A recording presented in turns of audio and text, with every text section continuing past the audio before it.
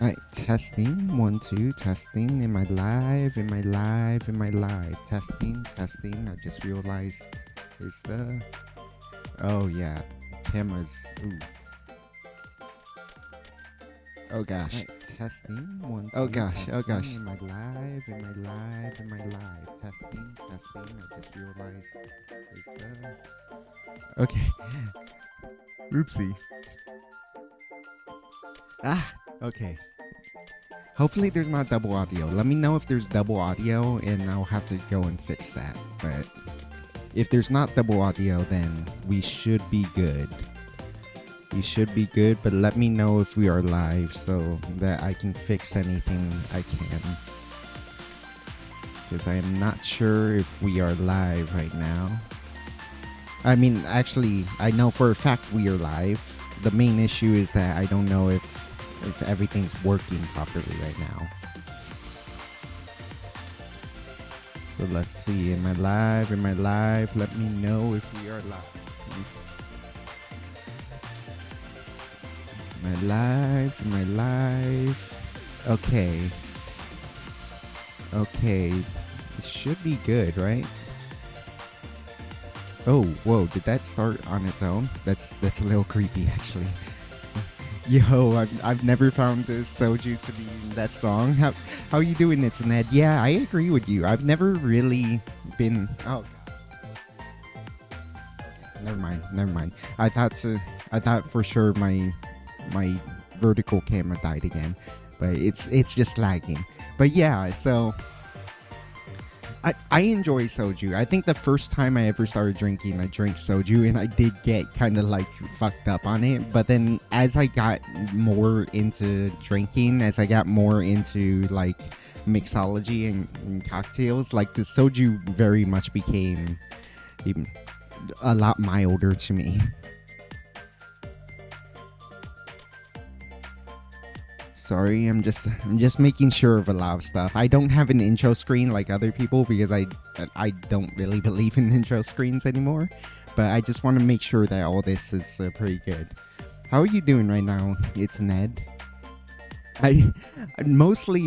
I wanted to do this stream just to have an excuse to yap about F1. So there's not going to be much like mixology teaching today. I'm just like, I wanted to drink some soju and I wanted to just yap about F1 because Drive to Survive just came out. And so I was going to get a little tipsy, talk about Drive to Survive, talk about like all sorts of stuff happening in the F1 world, and then be done with it. I mostly. Honestly, like, I'm not 100% sure what else to do right now, given that like I need to save money right now due to that doctor's trip I had to do, and so I can't really do any of the more ambitious stuff. So I just figured, like, what if I had a bunch of soju and then probably next week make a bunch of soju cocktails, because that sounds pretty fun actually. Is the audio okay? It was doubling up earlier and I just want to make sure, because I had whatchamacallit, the monitoring, for whatever reason the monitoring for my BGM never worked. Now it does work, but now I'm worried if it's doubling up.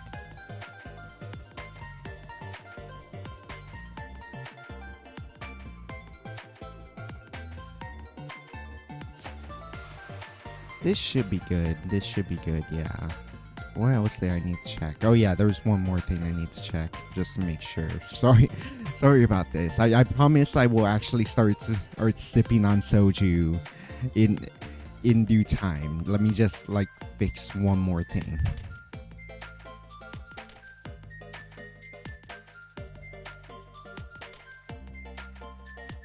It's the first time in a while I have like a vertical stream going at the same time too, so I just want to make sure that's working properly.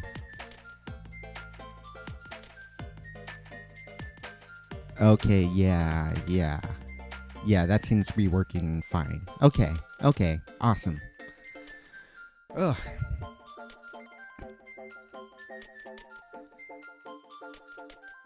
Live, live control panel.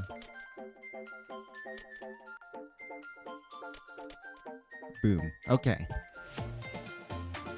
So, so, soju.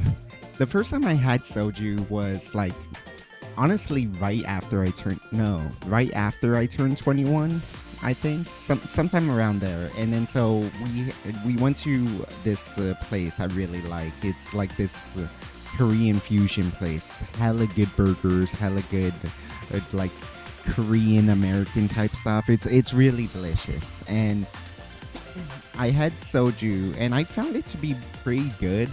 I really like the like it at, at the time I really liked the sort of like fresh cut grass and the sort of like really how would I describe it? It's like natural, like a pleasant gust of springtime wind, just like that sort of sensation of just like the wind, what the flavor that you associate with like being in the grassy meadow and just the pleasant wind.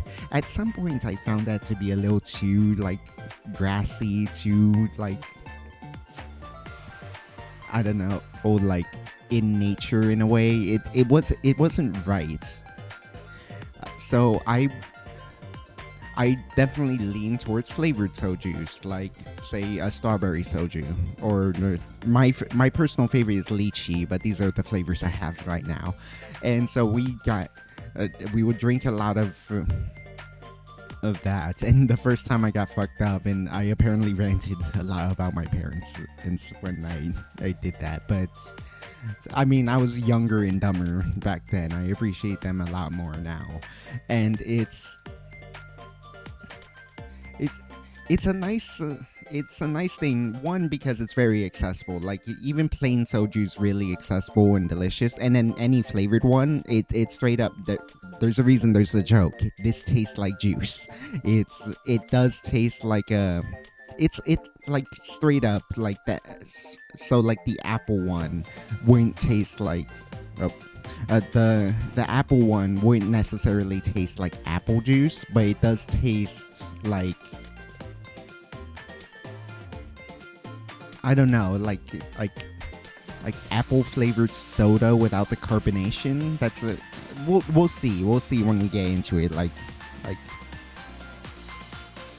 I'm probably just gonna crack open this either right now, like right this second, or let me finish my thigh and then I'll definitely just start sipping because this is a pretty themeless stream.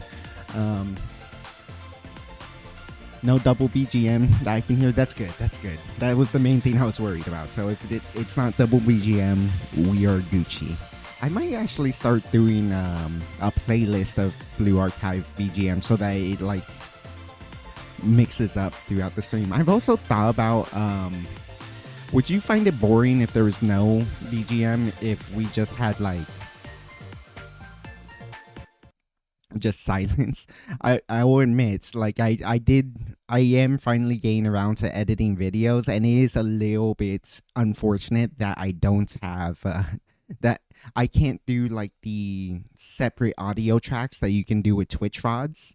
Because with Twitch VODs, and this is why people use copyrighted music on Twitch a lot, you're still not allowed to, but they get away with it because as like they separate the audios, and then so like what your chat and your stream here is not what Twitch hears, because you can send like you can send the part of your stream that has the music this way, and then the stream that goes to Twitch that way, and then so it doesn't. While you're live, you can hear the copyrighted music. Well, let's just say the music, because I wouldn't use copyrighted music, but I would use a BGM, but I would hope to like take out the BGM so I can add it myself later in the video. But I don't think I can do that. I'll keep it on for now, just because like it's more pleasant to have the BGM, I think. But it's like I'm trying to think of a solution that works. Maybe I'll just try it anyways and see if it's like, oh, you can do separate audio tracks for YouTube, or maybe they'll add that someday. But I highly doubt they'll add that because they have a really draconian copyright system, and like music companies will get very cross if they ever or try to get around that. That's a big reason why Twitch is in trouble too. One of the big reasons Twitch has a lot of problems, a lot of inherent problems. Anyways, back on the point of soju. I found actually that soju is a great cheat code for cocktails. You want something to taste peachy? Just add a little soju in it, and like if you're looking to make a drink that's not necessarily it doesn't necessarily have to be super clever. Like I've made a bunch of soju cocktails, and then you really want to impart a specific flavor without adding a lot else. This is kind of like flavored vodka. So Greg from How to Drink, I've mentioned him a lot. He's my favorite. It's a YouTuber. He did an episode about flavored vodka, expecting it to be a really shitty episode, expecting it to make like 5 bad drinks in a row, and it's like, yeah, don't buy flavored vodka. What he found actually is that flavored vodka is a very nice cheat code to like impart a flavor that wouldn't normally be there. So like peach. There's not really a lot of ways to add peach flavor into a drink. If you add peach soju, or if there's a peach vodka to it, you impart a little bit of a nice spritz of peach flavor. You impart a nice spritz of peach flavor without actually overwhelming the drink, and then so you've just you've added one more layer to a drink, and that's awesome. It doesn't super or complicate the drink, but you still add depth to it, and that's really cool. I've made one of my proudest inventions for a VTuber is for a VTuber named Yunanini, a former Sundaria member and now in indie on Twitch.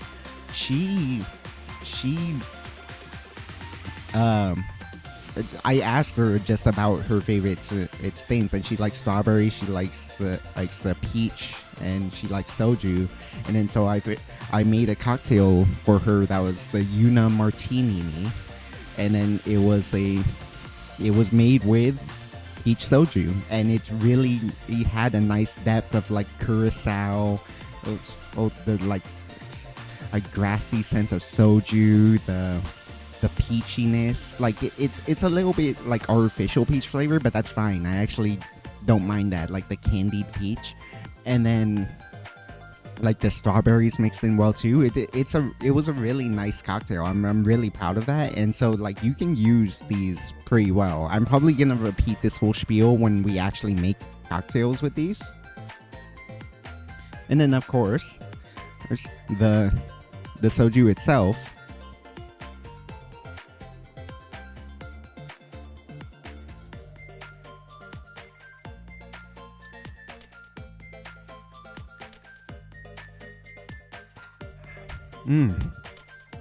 Oh yeah.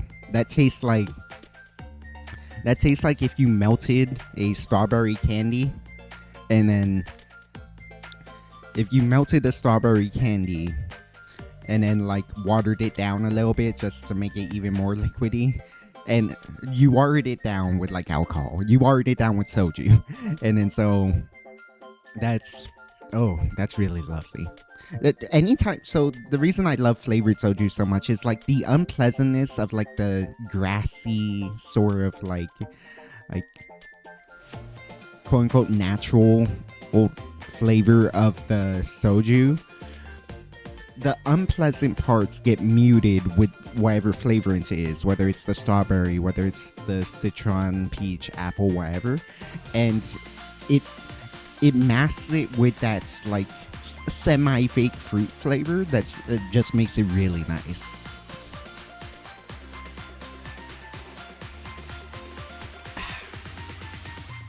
And the joke is, this tastes like juice, and then some degenerate shit over here as you start to get drunk. But I never thought this is particularly strong, and I bet you I can get through 2 of these and not get particularly drunk. I'll probably get drunk by the 4th one, but I'm not planning on drinking all 4 of these. But I honestly don't think I'm gonna get much more than tipsy off these, but we'll see. Maybe I end up going crazy and yapping and start slurring my words and just like maybe I prove the point of the meme by the time I finish all this, I'm gonna get fucked up. But for now, like, I don't feel anything from this. When I made that full clip of Clara, I used an audio removal program to strip the Yakuza game BGM, but I'd be worrying about trying that for hours of VOD. Yeah, I can imagine, like, they overly strip things, or if, like, the BGM's too loud. Like, I wonder if it can't recognize that there's a BGM, and so... Yeah, I wonder if you can do that post, because what if you like cut down the video? Like, let's say if I stream for an hour, I cut it down to like a 10-minute clip. At that point, would it be enough to like do it? Because I can imagine like stripping the entire hour would like fuck you up. But if you were to just cut it down, after you cut it down, would you be able to do it? I'm not sure.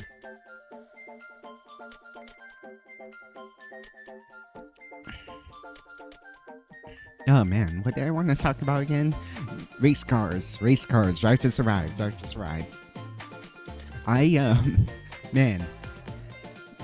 Any of you watch Drive to Survive? It's the Netflix documentary about F1 drivers, Formula One. It's such a cool series, and so that's how I ended up getting into Formula One. But then after actually watching Formula One, I understand now why like hardcore or I understand now why hardcore Formula One fans like don't like it. It's a very manufactured show. It's the same concept as like reality TV, where it doesn't reflect reality. It's very much like taking real stories, real lives, real events that happen, but like shuffling up the details and like piecing together or parts of this story to make a narrative that isn't necessarily true. I can understand why people don't like it. However, it is an unironically great show if you are not a hardcore Formula One fan. It was a really cool show. You got into like the rivalry between Max and Lando Norris. So Max Verstappen, it has been the best driver in the world for 4 years straight now. He won the controversial 2021 season, and then for the next 3 years he just dominated the sport, just like without controversy. It was like 2022 comfortable win, 2023 very, very comfortable win. He literally won every race but one. And then 2024, like, which was this season, spoiler alert at the end, Max still wins. But like, despite not having the best car, despite Red Bull falling apart, his team falling apart, he still just managed to win everything. Well, not everything. He still managed to hold on to his lead and win against Lando Norris, who is like young gun, really goofy dude. He's like a streamer. He's like a Twitch streamer on top of being an F1 driver. He's like a goofy dude. He likes to party a lot. He does a lot of silly stuff. But then as he like matures, tries to take driving more seriously, tries to take trying to like make his talents more well known. He has like mellowed out and tried to make himself more serious, and this year he actually had a legit chance to try to beat Max, and who is his best friend, by the way. Like, they're very close friends IRL. The issue is on the racetrack, Max is a dominant force. He is ruthless. He is like he is the ultimate competitor. Like they mentioned this throughout the show, and it actually was a narrative of IRL, was the fact that like yes, they're friends in real life, but like that friendship goes out the window on the racetrack. Because like Max, it doesn't matter if you're his best friend or his most hated rival, he will fucking run you off of the racetrack if it means he'll try to win the race. Like he is super aggressive, super ruthless, and then like for that reason, they often depict him as a villain. If you ever actually look into Max, he's a really good guy, and he's honestly extremely funny. Like he's a hilarious dude. But like the issue is he doesn't like talking to the media. He doesn't do a lot of media events, and therefore like a lot of the footage you get is him being kind of bitter just because like he has to talk to the media. And so he's often portrayed as like a villain in Drive to Survive, but you know, like in some ways that benefits him too, because like he doesn't mind the villain role because it makes people scared of him when they're trying to race against him. It takes about 5 minutes to strip BGM from 22 minutes of audio. Okay. Yeah, so maybe that does work. I still wouldn't do it for like a full VOD, but I definitely would consider doing that for whatchamacallit.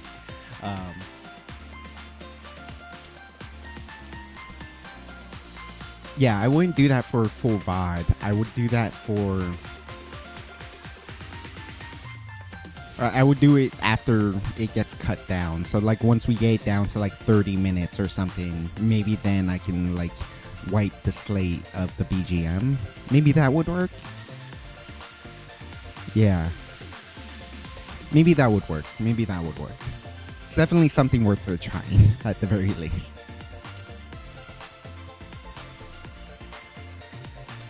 How long did it take you to make that clip? It was a really good clip. It's nice to see that you're becoming like I already knew you were like a pillar of Clara's community, but now that you're doing clips and you've already been memeing on Twitter for her, like it's awesome to see. My friend was actually talking about this with Fuomoko fans. Like it really is awesome just how much fans themselves, like individually, can become so recognized too for their exploits, for doing stuff for their Oshi. Like he told me the hilarious story about there was this one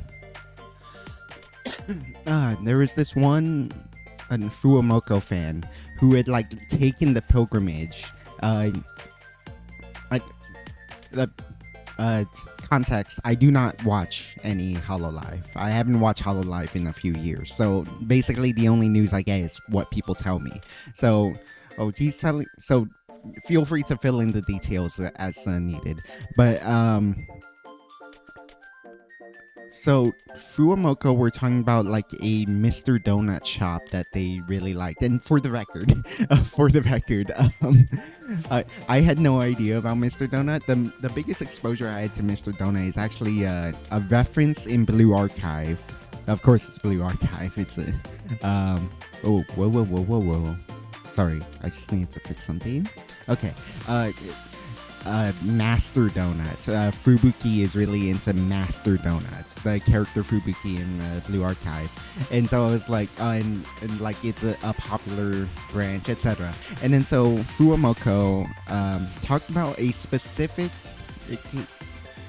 Mr. Donut, but they weren't that specific. They were just like, oh yeah, the Mr. Donut by a tower, and like that was enough for like hardcore Fuomoko fans to know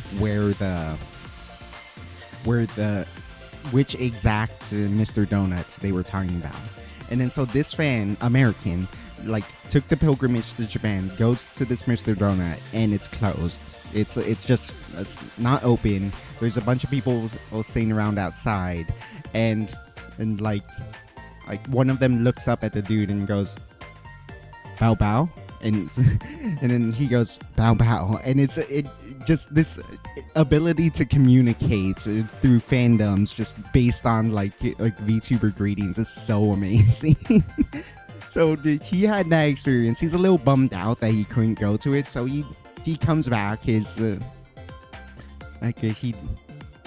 just returns to America. Apparently Fuamoko hear about this and is like encourage him to actually try it. So he legit takes 2 weeks off from vacation immediately. He goes back to Japan, gets to enjoy the Mr. Donuts that he really wanted to go to, and then like as he goes, once again, like he meets some other people, and without exchanging any more words than this, is as he passes by another person in the restaurant. Well, is it a restaurant? Shop. Let's just say shop. No, in the donut shop. And they just look at each other and go, bow bow, bow bow. And then that's it. But it was like, it's crazy, man. Like I love those stories like that. It reminds me too of just like in 2023. No, it was the most recent Offkai, where like there was a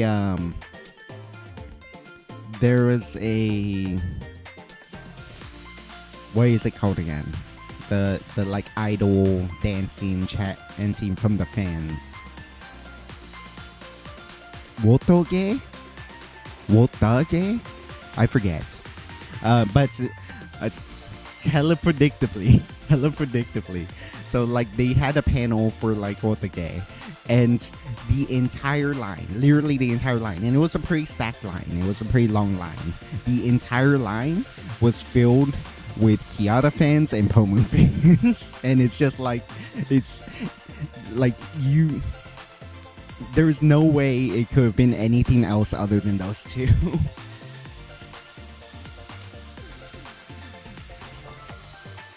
We ended up talking about a lot more than race cars today, but I'm totally fine with that.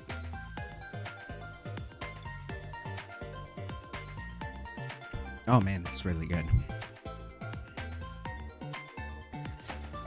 And then even like the Offkai before that, I remember like during the Offkai live with all the great singers like Chikafuji Lisa back when she was still with Tsunderia, and like all these incredibly talented VTubers. There's like so predictably, so obviously. Like this was before Wotage became a lot more mainstream and like so many more Western fans know about it. Some people like legit took off into the halls and up the stage and all that and started doing Wotage. And so obviously, so predictably, they were all Pomu fans.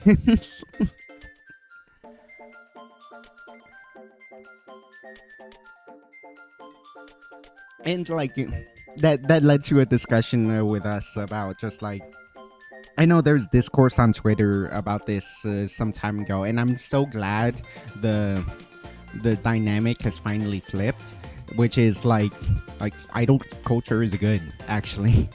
Idol culture is great, actually. Like obviously it has its dark sides, much like literally every culture has its dark sides, but like there's a reason why people buy into it so much.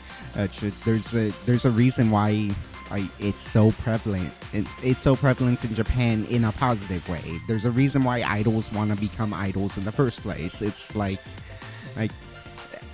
despite knowing the dark side, the well-documented dark side of it, it's just like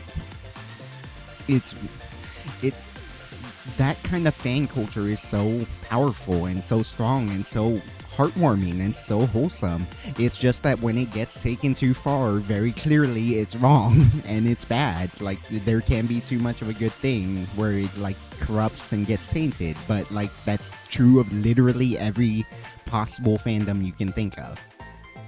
And I'm just so glad, like at some point, like I remember what happened was like someone posted like, oh yeah, I'm glad Western VTubers are finally moving away from idol culture, and then like piles and piles and piles and piles of Western VTubers was like, actually I love idol culture. Idol culture is what makes Western is what makes VTubing so good. And it kind of it genuinely like restored my faith in Western VTubing, to be honest, because like I feel like we were moving to a point where it was like becoming too much like normal streaming, which I just don't quite enjoy as much. I don't watch normal streamers for that exact reason, but because of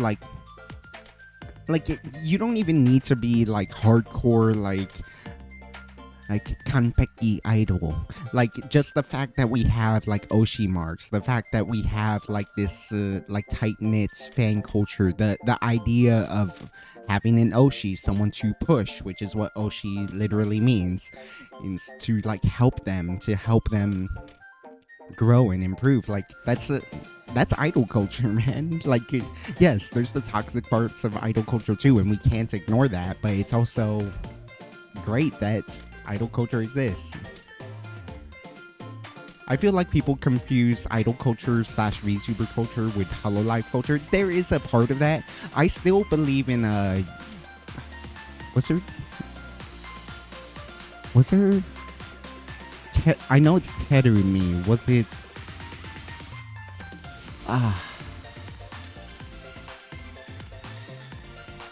no, it's not Yuki Terumi.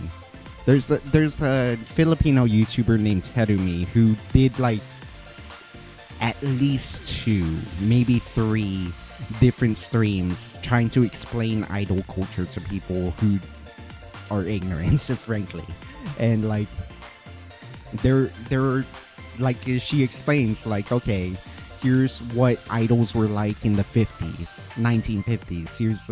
Here's what idols were like in the 70s and 80s. Here's what idols are like now. And like Hololive takes its idols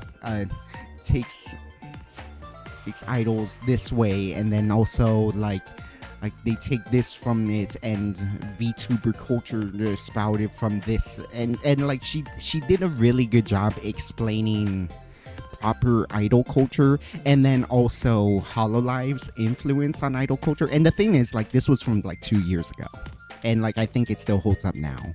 And so what, I feel so bad that I don't know it, because I used to watch her a lot. She's a relatively small old VTuber, but like she's very well informed. She's very nice. I wish I could watch her more, to be honest. I should probably get back into watching her. I mostly am interested in fast cars and cocktails for now, but like I really should get back into watching her, because she was like, beyond all that, she was also just really like cute and really fun to hang out with. She had that like vibe of like you really are hanging out with her when you watch her streams, and that was a really comfy experience.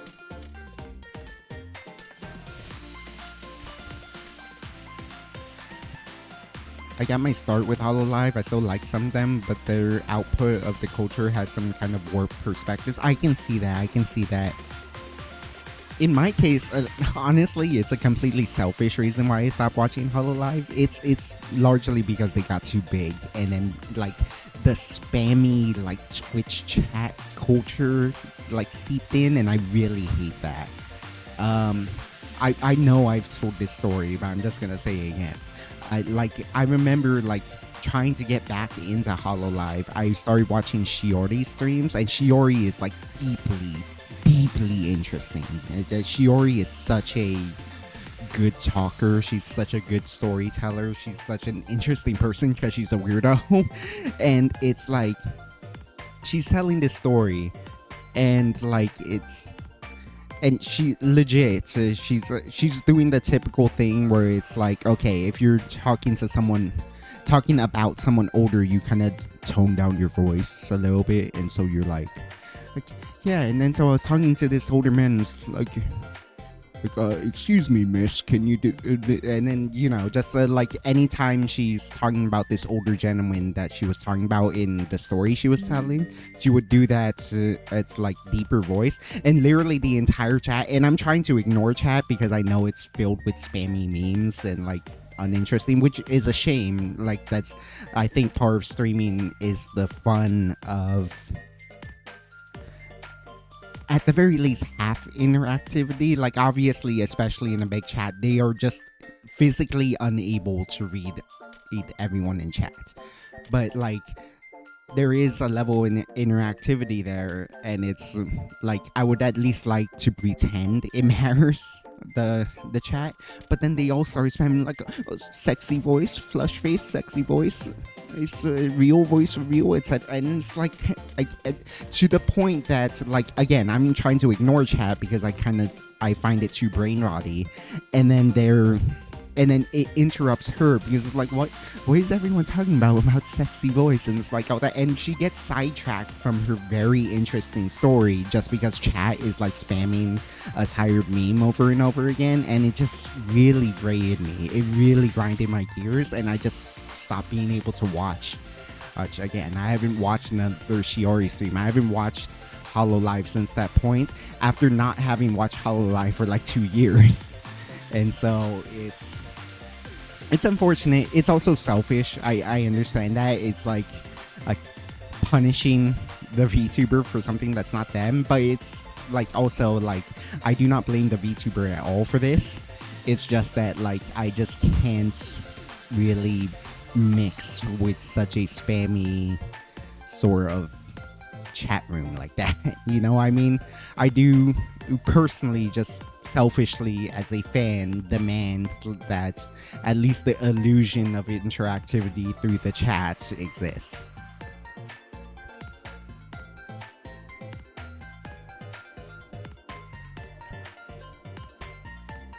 Okay, admittedly, I am getting a little drunk in this, but it's not nearly as bad as having like 2 or 3 cocktails.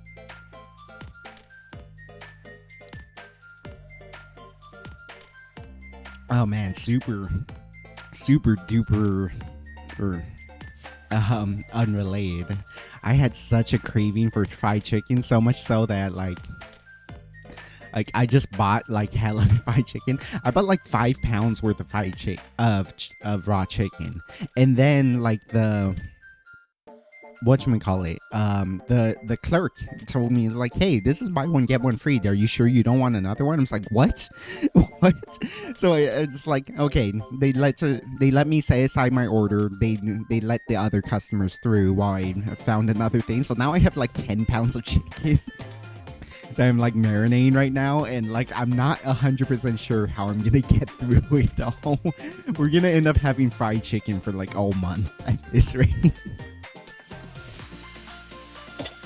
What even is the occasion? There's not a Super Bowl going on. I guess the F1 season is going on, but I don't think that's necessarily super mainstream yet. Like what possible reason would there be to move that much chicken? Hololive might as well be watching sports or something, and some people like that. That's fine for. I mean, like that's the nature of literally every big streamer, even non-VTubers. Like one of my favorite Dota YouTubers is technically a streamer, but like obviously he condenses his streams into YouTube videos, and so it makes for good YouTube videos, but they're essentially stream highlights, you know what I'm saying?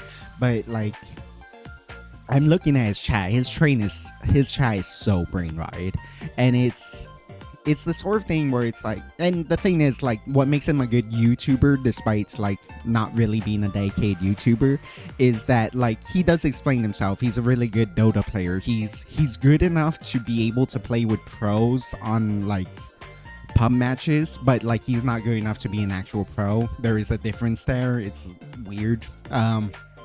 It's hard to explain, but like it's as you say, it's like there's something lonely about a streamer, just literally any streamer, again, not just VTubers, literally any streamer big enough to have a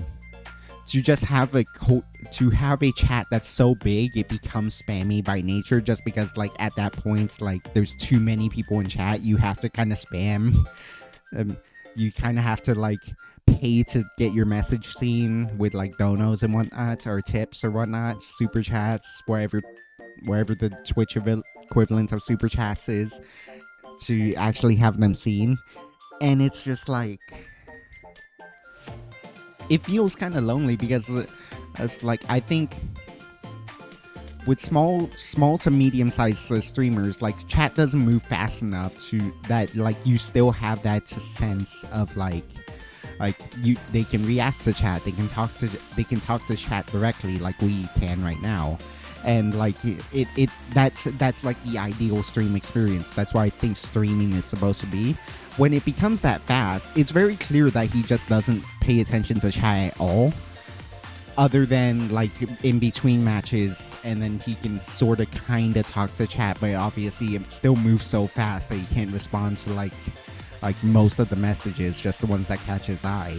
And it's just like it becomes sort of a weirdly lonely experience because of the fact that like it's not really the charm of streaming anymore.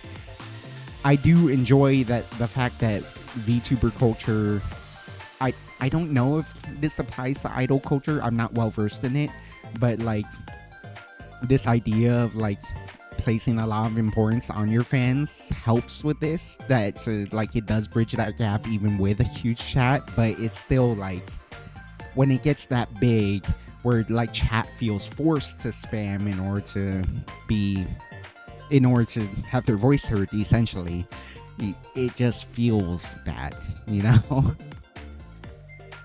One time on Twitch, I watched Iron Mount was doing a charity stream, and she raided an IRL streamer she met at some prior, like 10k people or more, and he ignored it. Yeah. That's sort of the unfortunate part about this, is like when it gets too big, like it almost feels like it's irrelevant. Whereas like I do believe, like this is an overplayed statement, but I do believe in the theory of like how to appreciate like a big thing that people constantly remind you of is that like if you quote unquote only have 3 viewers, that fills up your couch. If you have 10 viewers, that's that fills a room. 30 plus viewers, that fills up a classroom. Like 100 plus viewers, that fills up like a whole like theater hall. Like it's you have to realize that it's that a lot of those people are real life people who took the time to watch you, and so it's like it feels bad to not be able to appreciate that. Whereas like any musician, once again, just outside of idols, like you go to a big music hall with like 70,000 people, 100,000 people, like that is 70,000 real life people who spent money, who took time out of their day, time out of their lives to come watch you do music. And like that's why like even in say a Bruno Mars, it's like thank you for the people in the back, and it's like, you know, just like really wanting to get the crowd involved. I was like, it's a beautiful night, we're looking for something dumb to do, ooh baby, and then like stops singing, holds up the mic to the crowd, and it's like, and then you hear the whole crowd sing, I think I wanna marry you. Which honestly, one of my favorite things about just literally any concert is like whenever the singer like stops singing, points the mic to the audience, and just like super cool.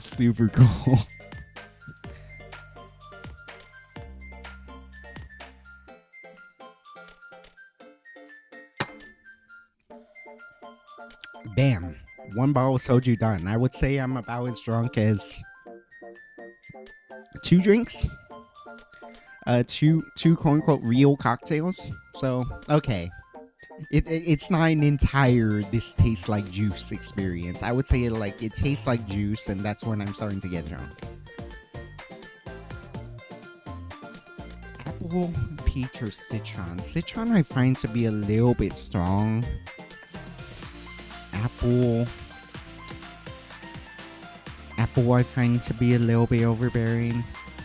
I don't actually. Maybe it is peach after all.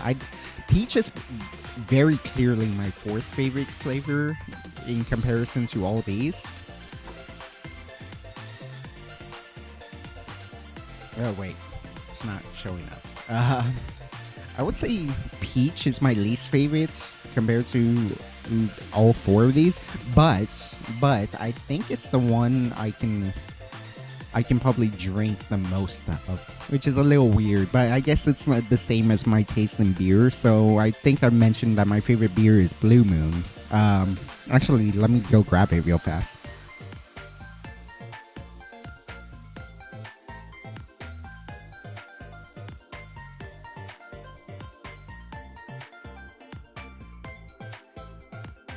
Yeah, I love me some Blue Moon, and like it's not my favorite beer, but it's also like it's so inoffensive that like I could drink this every day and never get sick of it. Whereas like I think the best beer I ever had, I forget which one it was exactly, like Tatanka Stout or just like, you know, Guinness. Like stouts and porters are so good. Oh, PM porters are really good too. They're like dark beers and they're very rich and decadent, but they're so decadent that like I feel like I would get tired of it super quick. Blue Moon I can never get tired of. It's not the best taste of beer, but it's my favorite beer because I can never get tired of it.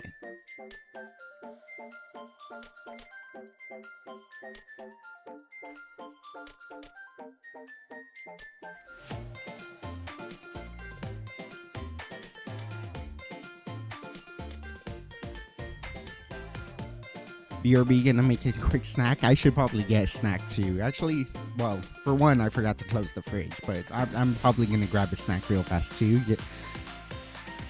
Just 10 seconds.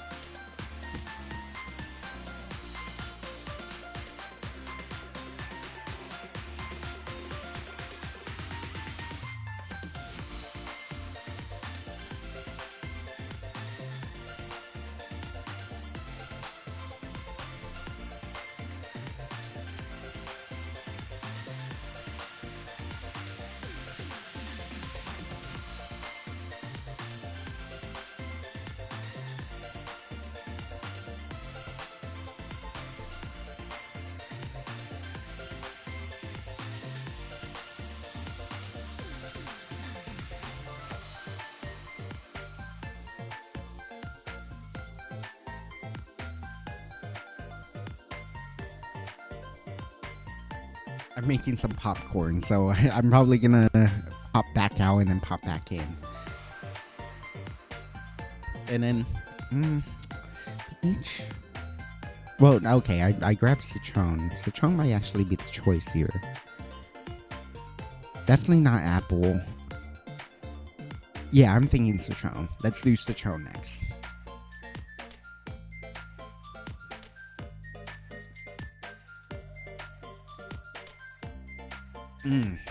That's so weird. What is that? What is this? Because it's sort of like, I expect orange.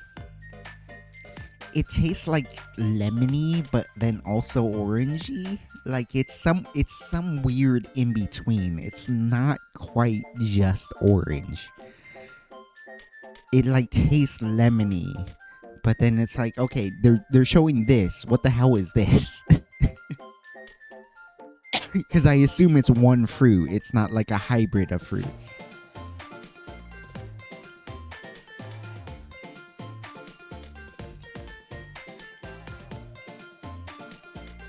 Not gonna lie, the popcorn started popping and I started freaking out. It's like, what the fuck is going on? It's like, oh wait, yeah, popcorn does that.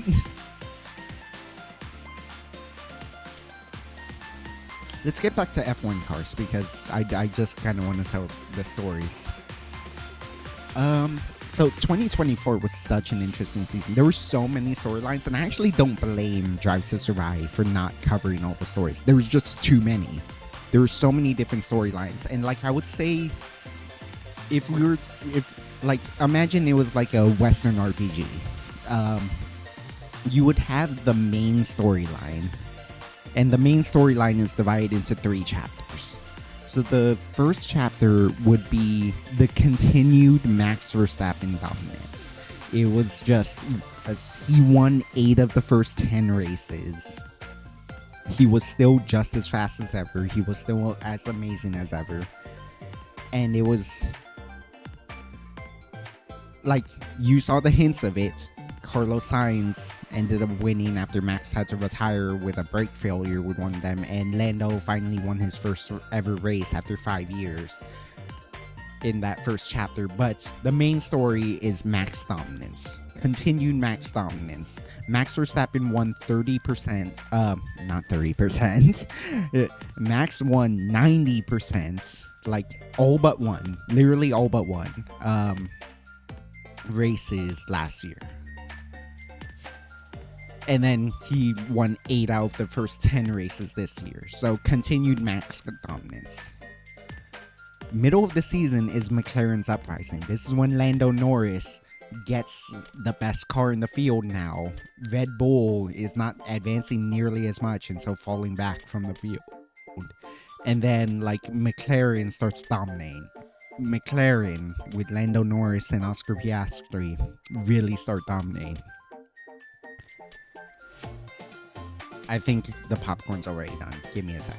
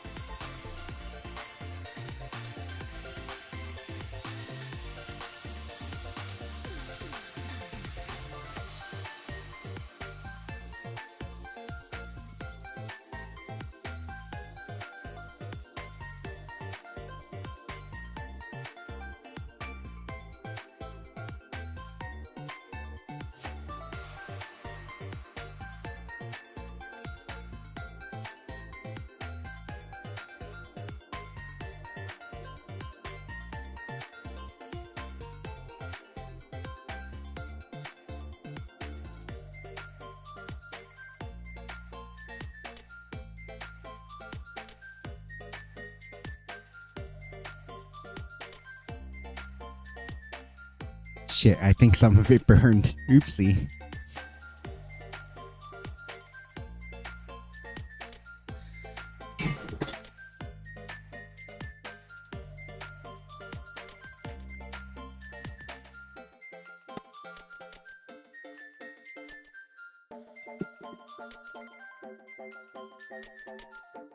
I'm so glad I rearranged my bottles underneath the table. I fucking almost broke one of them. There's a chain around here called Gordon Food Service, which is a part grocery store, part restaurant supply. Picked up a couple of pizza pinwheels here on clearance for $2 a pop. Are those like instant pizzas, like microwavable pizzas? Those sound pretty good. Been a hot minute since I've had popcorn.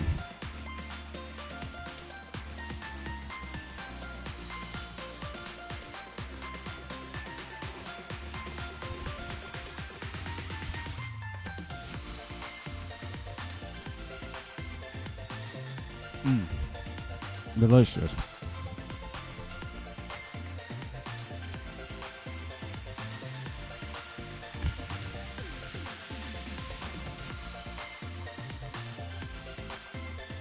So, where was I? So,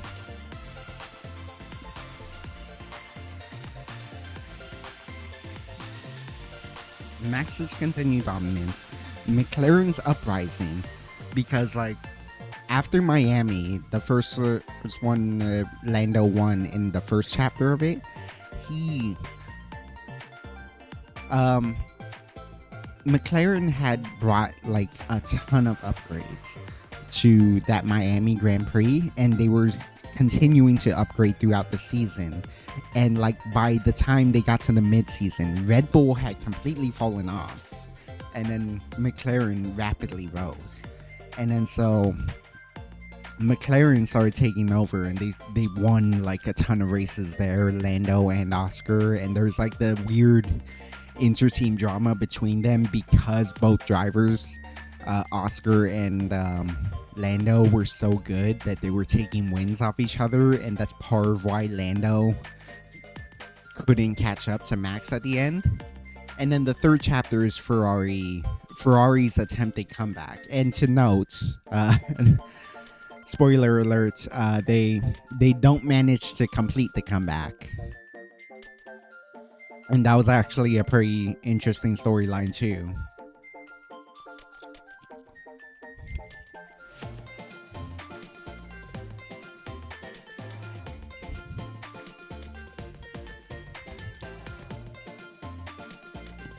But like amidst all that bickering in McLaren, amidst Red Bull's downfall, Ferrari, which is my favorite team for the record, classic brands, just totally historic and like constantly a disappointment because they feel like they always have to live up to being the best F1 team, despite that not having been the case for a few decades by now.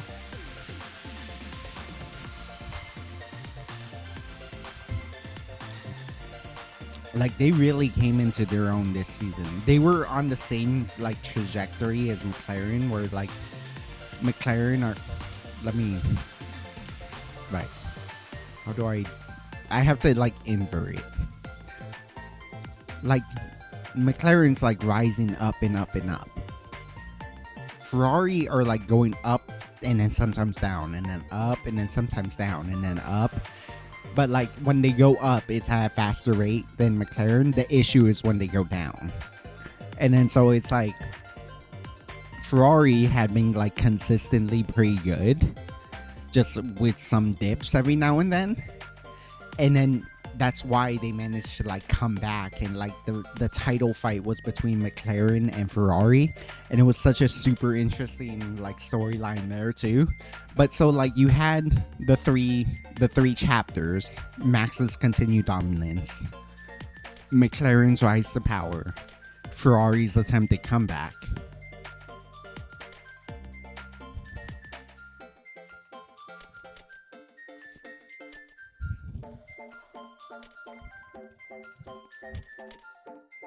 But like in between the lines, there's so many interesting storylines.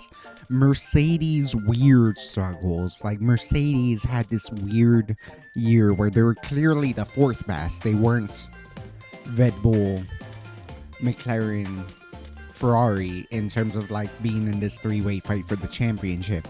But they were good enough to sometimes be able to compete with them. And then like the weird thing about Mercedes was like hella randomly. So like if Mercedes was constantly the fourth best car, well, these three toughed it out. Every now and then Mercedes was the best car, and it was not close. So it's like, for whatever reason, for very specific races, Mercedes was the best car.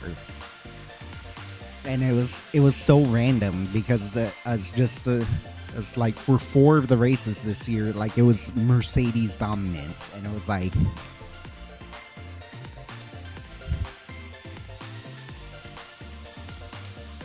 how did that happen? Like they've been bad most of the rest of the year, but like every now and then they're so suddenly good. And the pattern people realize is that they had built a cold weather car. For whatever reason, like cold weather is bad for cars because it's like the way Formula One cars are so finely tuned that like you need to keep them in a specific temperature window, and being too hot is a problem too, but that just leads to faster wear. It doesn't mean less performance, it just means faster wear and tear.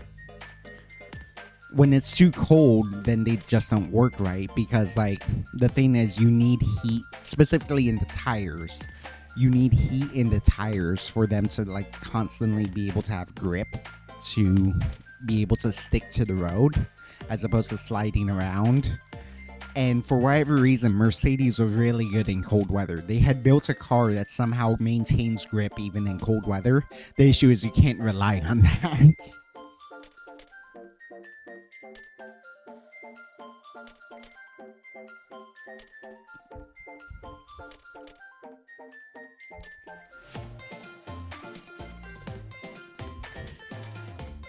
There's a lot of like midfield drama, which is to say, like, so there are 10 teams in Formula One.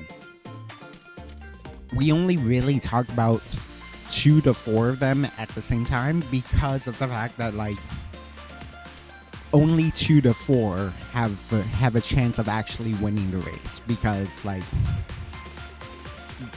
that 2 to 4 constantly have the best car generally. And so like it's very unusual if anyone beyond that big 4 actually wins a race.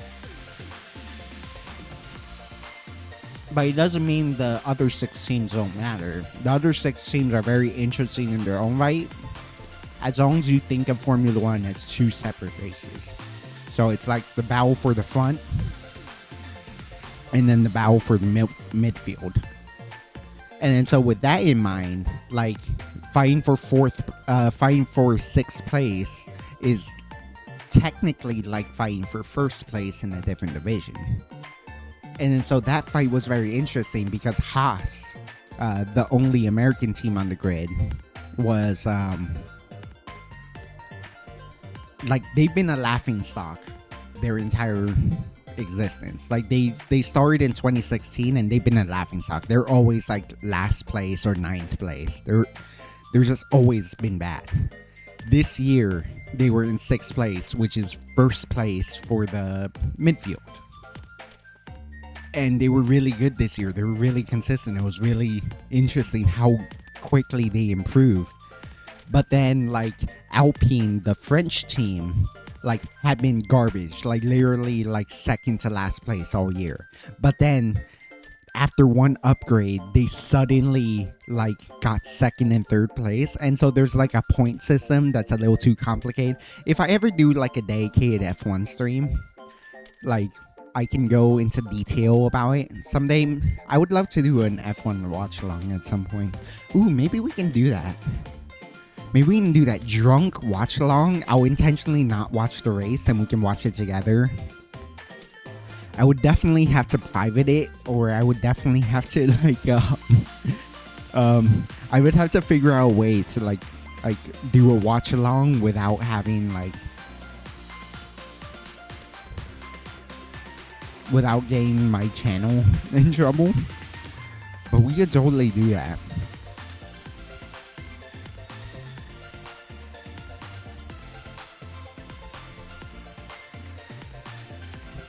But anyways, like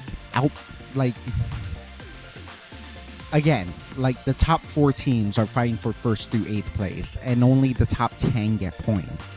And then so the fact that somehow Alpine, who are the 9th best team, the 2nd worst team, randomly got 2nd place and 3rd place, like suddenly jumped them from 9th place to 6th place. And then so that was a very interesting drama.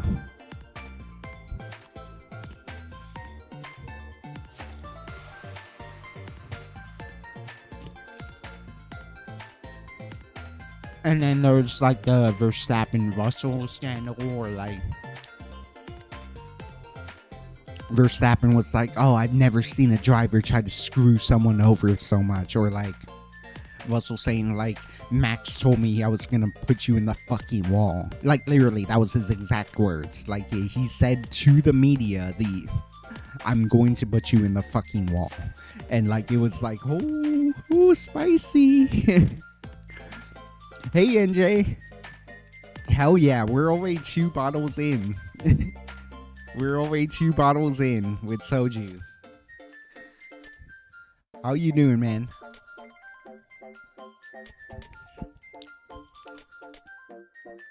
There's a review site run by a British guy who I used to read, who sometimes do retro F1 stuff. It gave the impression that it was very much a European interest. It still is. It's mainly a European sport, and like, you hear that with all the commentary. All the commentators are British. I mean, there's a legitimate problem there with British bias, in terms of like, they always cover British drivers in a good light and non-British drivers in a kind of like, let's just say, not so flattering light. Even if they are like praising them, it's kind of backhanded.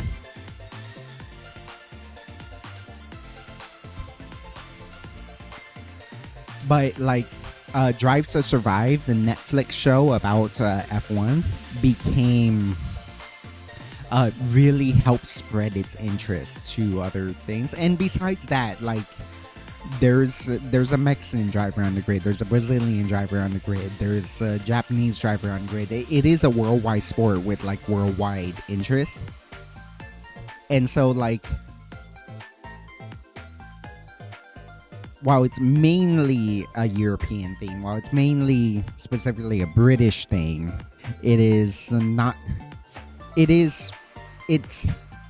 was always worldwide to begin with, but maybe not so much in other countries. And it's gained more so because of the Netflix show that I'm talking about. But yeah, like, in regards to the Netflix show, like,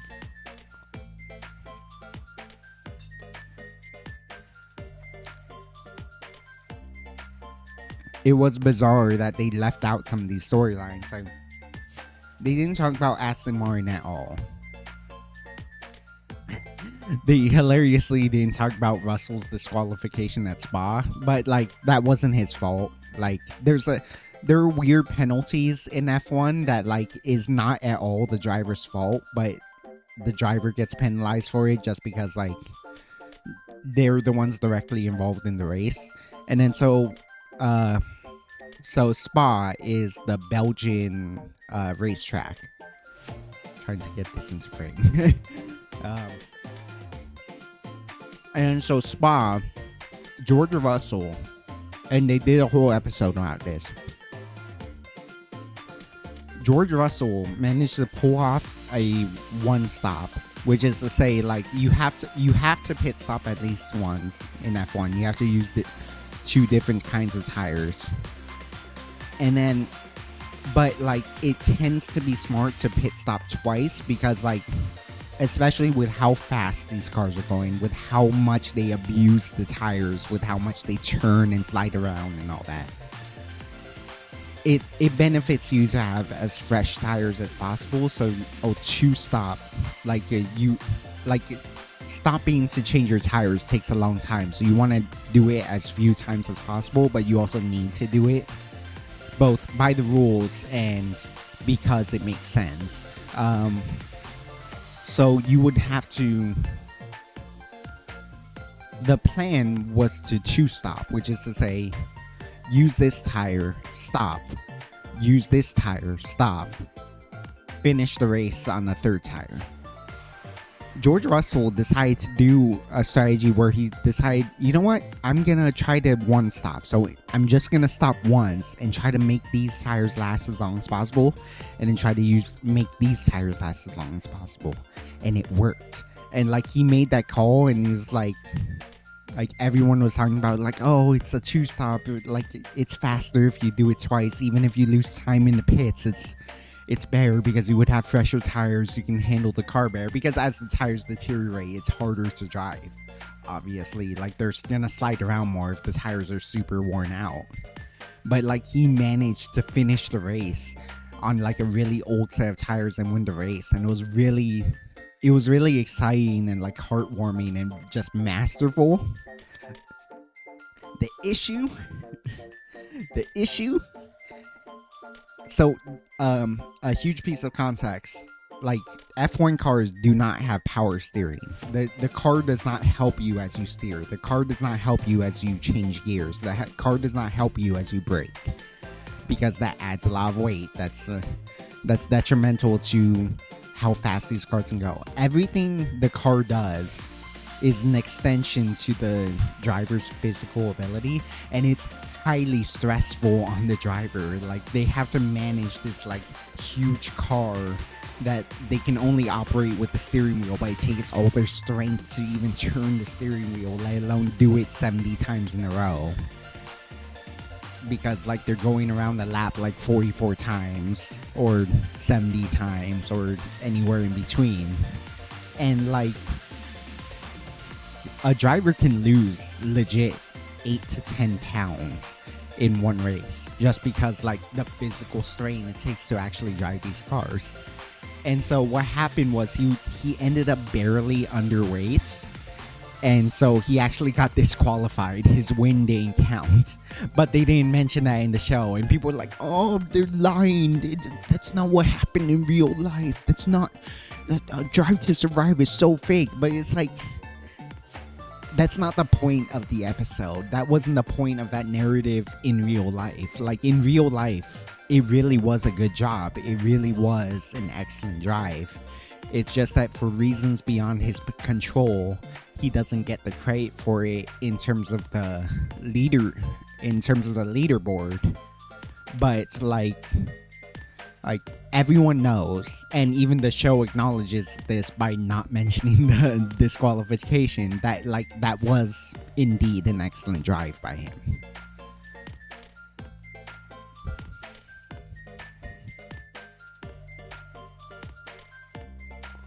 I love Soju doing good things. Yeah. It's been a hot minute since I've enjoyed Soju, actually.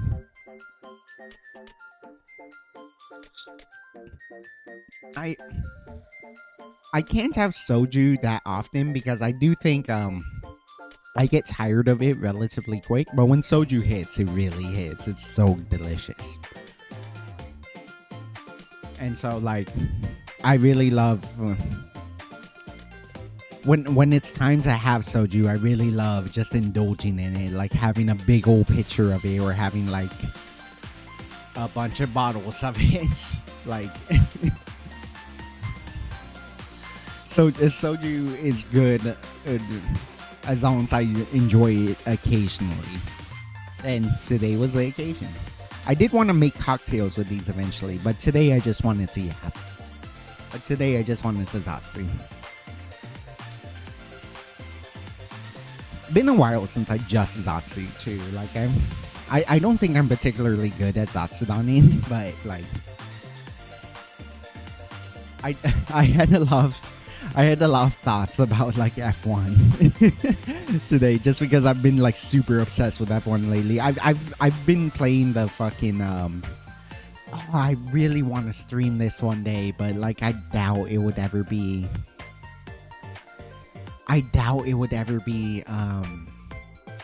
particularly popular. If and when you ever see like a corpo, like if I end up joining like Hollow Stars or Niji or like if FaZe ever opens up to males, or just like literally any like male-oriented corpo, and you end up if you end up hearing about a VTuber who's deep into F1, a male VTuber who's deep into F1, know that it's probably me, because I probably spend most of my time fucking playing F1 Manager and Zatsudani. F1 Manager is like simultaneously like one of the most boring games ever if you were watching someone play it, but it's so fun for the player because there's so much to think about.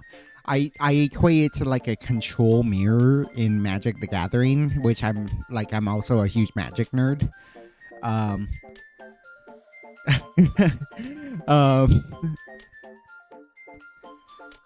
Let me collect my thoughts with some kernels of popcorn.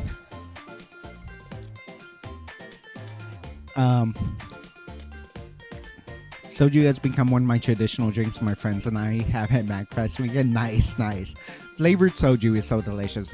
I don't really like plain soju anymore. It tastes a little too much like fresh cut grass, and that's a little bit unpleasant for me. It's like a little bit too...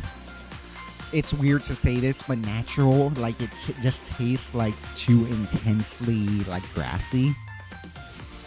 But then flavored soju, like when it's strawberry flavored or citron flavored or etc., like it neutralizes the unpleasant part of that, and so like you still get that freshness, that like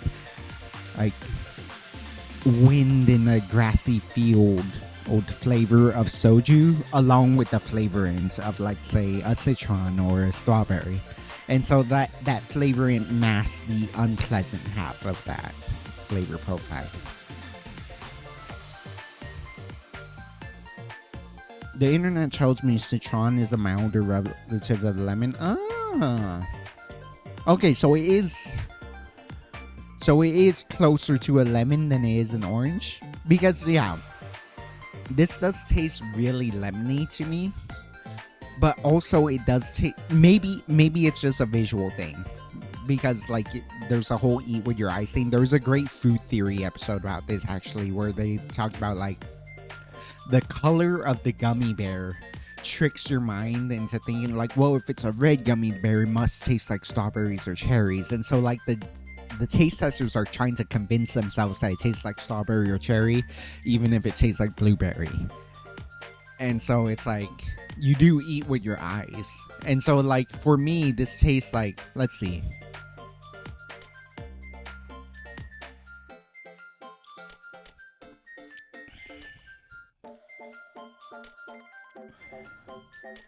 Yeah, it's deeply lemony, but I get like an orangey sweetness to it, like the kind of like bittersweetness of an orange, like on the back end of the aftertaste, but up front it tastes super lemony. It has like that tart, that like lip puckering tartness of a lemon when I first sip into it.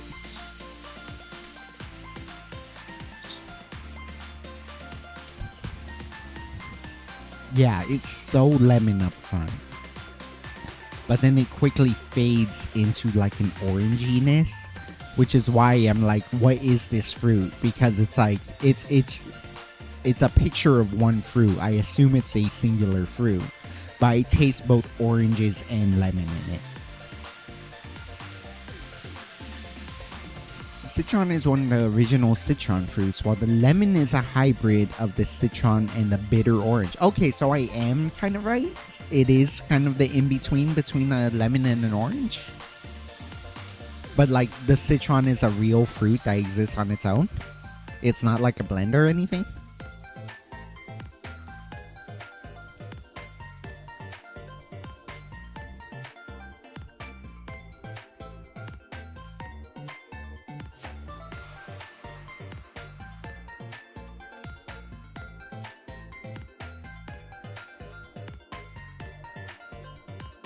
Okay. Completely unrelated now. I figured out the problem with this camera. I need to make sure it's charged before I start streaming. If I start streaming while it's at low battery, it will do the thing where it doesn't, like it starts freezing every now and then. I have to remind it to wake up. As long as it has high battery before I start streaming, then this vertical camera will do fine. Which is unfortunate because it ruined the milkshake episode, but that's fine. That episode didn't turn out that great anyways.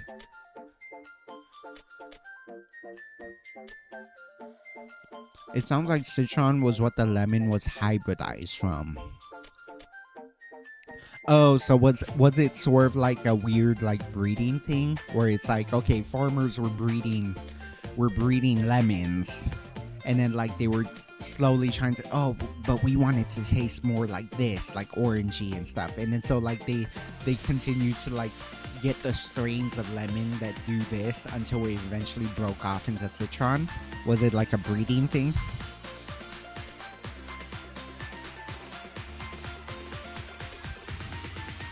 That makes sense to me.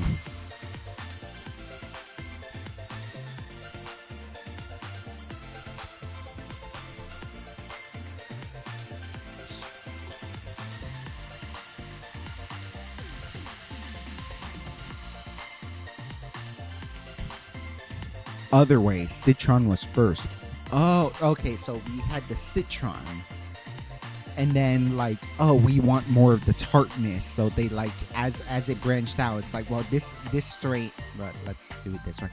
This strain is more tart. So let's breed this one more, and then it got more tart and more yellow and more like lemony, like leaning more into the tartness, and then eventually we get the lemon. So we started with the citron, and then we bred our way to the lemon. Is that what happened? That is very interesting to know, by the way. I remember whatchamacallit, when I used to play video games on this stream, I played a lot of Red Dead 2 and Poke. I wish Poke was still here. I'd like talking to that guy. When Poke was here, I remember like we were talking about bear meat, and like bear meat in Red Dead Redemption 2 is one of the best food items. And for one, he told me the really disgusting fact that it's like filled with prions and like other like nasty bacteria or whatnot that can be like really dangerous to humans. But also like apparently bears are in the same family. More to the point, bears are in like the same family of animal as pigs. So if you ever eat bear meat, it actually tastes surprisingly like pork.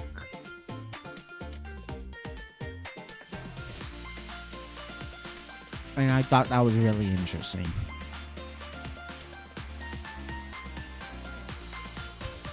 I hope the chewing is not detrimental to the stream, by the way.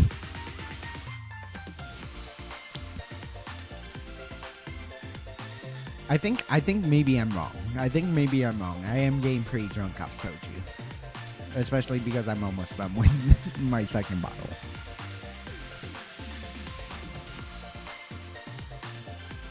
It really does sneak up on you quite quickly. Because it's so easy to drink, especially the flavor ones, that it sneaks up on you right quickly.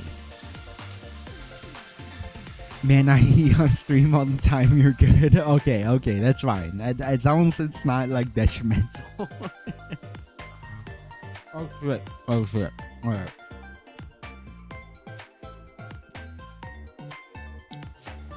This feels good, to be honest. This feels good. Having just a full-on Yap stream, having a full-on Zatsudan stream, like, I'm bad at Zatsudan because I don't lead as interesting a life as most VTubers. Unfortunately, I have to spend most of my day working.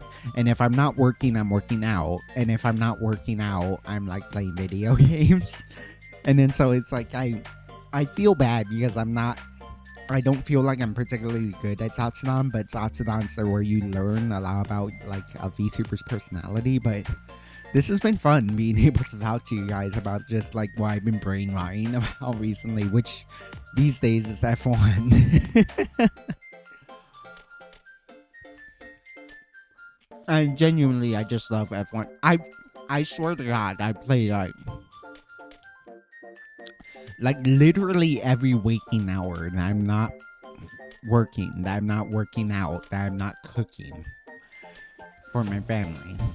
I'm playing F1 Manager or consuming F1 content because just like I'm getting so excited for the season, frankly. But also F1 Manager is so fun. It's one of the... Okay, I never fully explained this. It's one of those games where I'm almost positive that it's boring to watch as someone on the outside looking in. Like if I were to stream this, or if like in the future you ever see a corpo VTuber in like FaZe or Niji Sanji or the Hololive playing F1 Manager, I guarantee you they're gonna have like low view counts, but they're gonna be having a great time because it's such a passive game. Because you could legit, 100% legit, click 4 times in an hour. Like there's not much to do in that game in terms of actually affecting the game. But it's so interesting to me because I have to read data. It's like, oh, okay, my number 2 driver is lapping 0.2 seconds slower than my number 1 driver, but they're on a different strategy, and like his tire degradation is 1.5 times less than my lead driver. And like it's so like minute, all these details that you have to read out in real time while also being able to react to events in real time. And it's like my mind is working 100% of the time while I'm playing it, even if my actions on screen are very minimal. Just there's no other way to describe it. It's minimal. Because it's just like, okay, you don't do the actual driving yourself. You're not actually driving the cars, but you have to manage your drivers at every step of the process, even if that means doing nothing but just monitoring their temperatures, monitoring their race position, monitoring their times.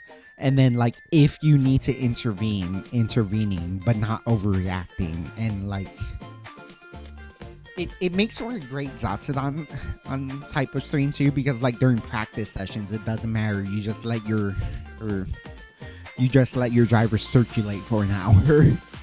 But then it's like in terms of like actually keeping up with the data during a race, you have to be focused 100%. Well, maybe not 100%. I've definitely watched anime while playing this game, but like you have to pay like 80% at least to the game, even if you're not doing anything. Even if you're not interacting with the game, just because you need to know when to react. Like, oh, my driver's falling off, I need to tell them to push now so I can call them into the pits. Or like, oh, my driver's doing fine, let's check back on them in 5 laps. Like stuff like that.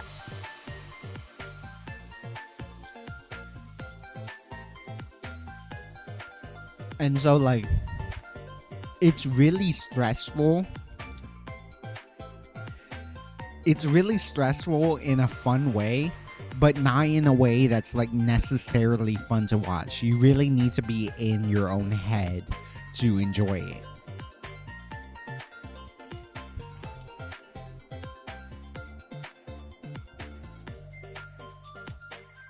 Just chatting streams are some of my favorite streams to do. Oh yeah, for sure. Like I mentioned this when I first started doing this format, this whole like a bar stream format here, is that like, yes, I am gonna do a lot of streams that I plan to convert to YouTube videos, and like, oh yeah, this is what whiskey is like, this is how you make old fashions, this is can you make alcoholic milkshakes, which is last week's stream. I'm gonna try to make every thing in Valhalla. But then also like sometimes I just want to get drunk and talk to you guys. I'm gonna drink 4 bottles of soju and then just talk to you guys about random stuff. And it's fun because it's just like there's a lot of thoughts I have, and I'm lonely. There's no other way to describe it. I'm lonely. I really want to talk to people about like my brain rots, like anime I'm watching, or like the main theme with this stream is like Formula 1, and we ended up talking a little bit about VTuber culture too, just like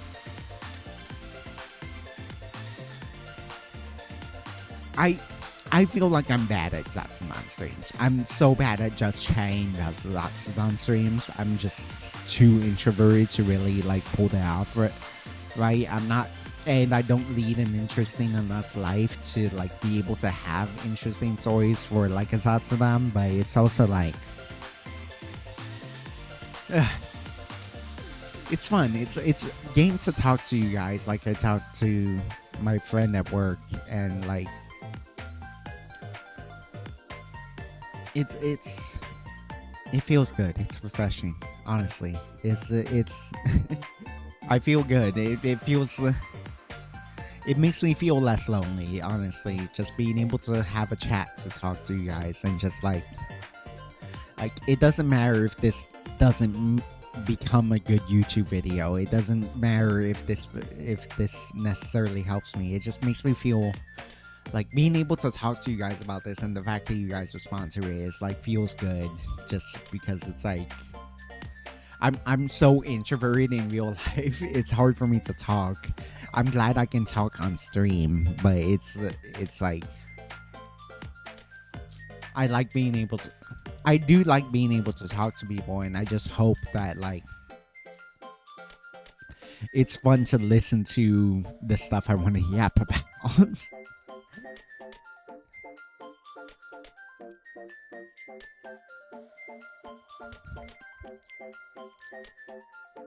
For reasons that are extremely depressing, the only person I ever got to talk to about the Italian Grand Prix is someone who couldn't hear me for reasons that are extremely saddening. Maybe we should talk about that, because it honestly was like the only bright spot in the darkest moment of my life. Eventually I would work up the courage to talk about that, but like a huge reason I'm so into F1 is because of that particular race. And like that particular race at that particular timing was so it's why I'm so into F1. I literally only started watching F1 like at most 6 months ago. And it's become a core part of my life because of various things, but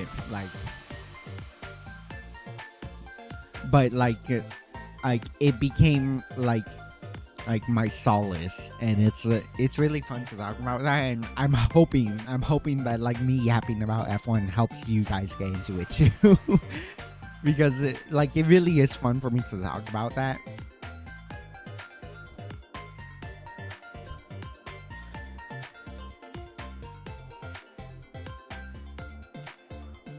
And like in general, like I want to get better at just chatting streams, and I'm glad that like it's fun for you guys that I can talk about like anime I'm watching and like F1 shit and like whatever else I'm brain rotted about before. I think I mentioned this before, but most of what I know about cars comes from Transformers. Oh man, like what was that sexy ass car that the modern Transformers, like the Michael Bay Transformers. I know it's trendy to like shit on the Michael Bay Transformers, but what was the car that the Bumblebee was in the Michael Bay Transformers? That was such a sexy car. It was like a modern muscle car. American muscle cars are just some of the sexiest like cars in existence.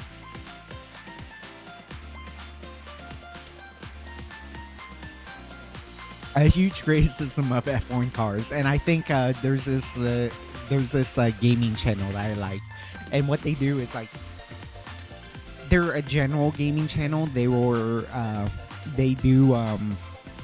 do all sorts of content from literally every genre of gaming, but like two of them, one of them quit the channel, but like before he quit the channel, two of them were deeply into F1, and so like even if they were very clearly the worst performing in videos on their channel, they would just do F1 content every now and then, like playing the F1 video game specifically, just because they love F1 so much. So they play the F1 games, they have fun chatting about it. It does terribly in the algorithm, but they just love talking about it.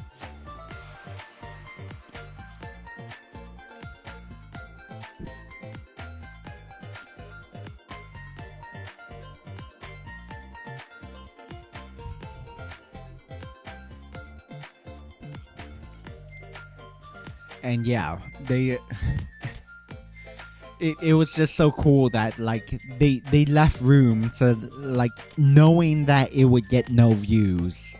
It was that they would still talk about F1. But relatedly, like, man, I used to have such car autism. Like,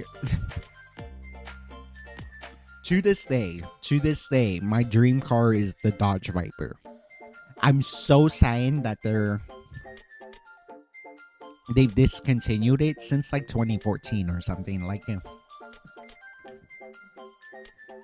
really long time ago at this point. But like the Dodge Viper is the sexiest car I've ever seen. Such a cool car, so much torque. It was such a powerful car too. It looked so cool. It was as fast as it looked. It was just like, oh, so cool. And it qualified like as a modern muscle car, and that's part of why like I have such an appreciation for like muscle cars.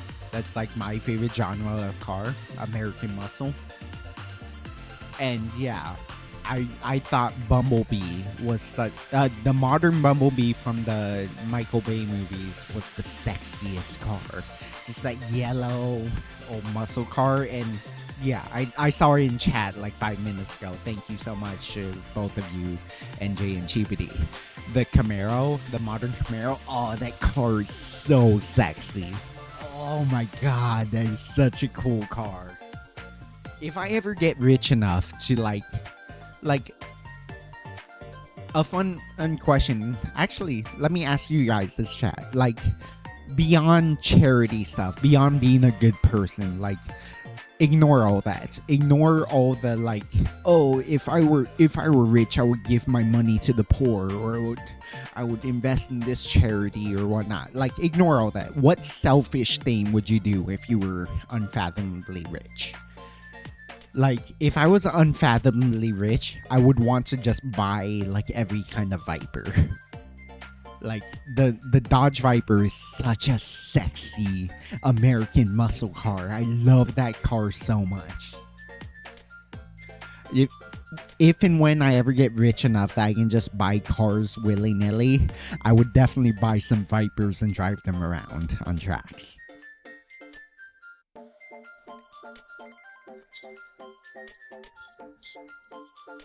The Bay movies served as the Camaro's launchpad, basically. They even sell Bumblebee stripes as an option. I can imagine that. Like, I can imagine the Michael Bay movies being like a really good advertisement for those cars. That Bumblebees, that legit, I know it's trendy to meme on Michael Bay movies because they're pretty shallow and like full of explosions and whatnot. That car was so fucking sexy. That car was so fucking sexy. Oh my god, that car. It harkens back to like classic muscle car design, but it was like obviously it's modernized too, like with all the modern conveniences, and that's just such a nice ass car. Oh my god.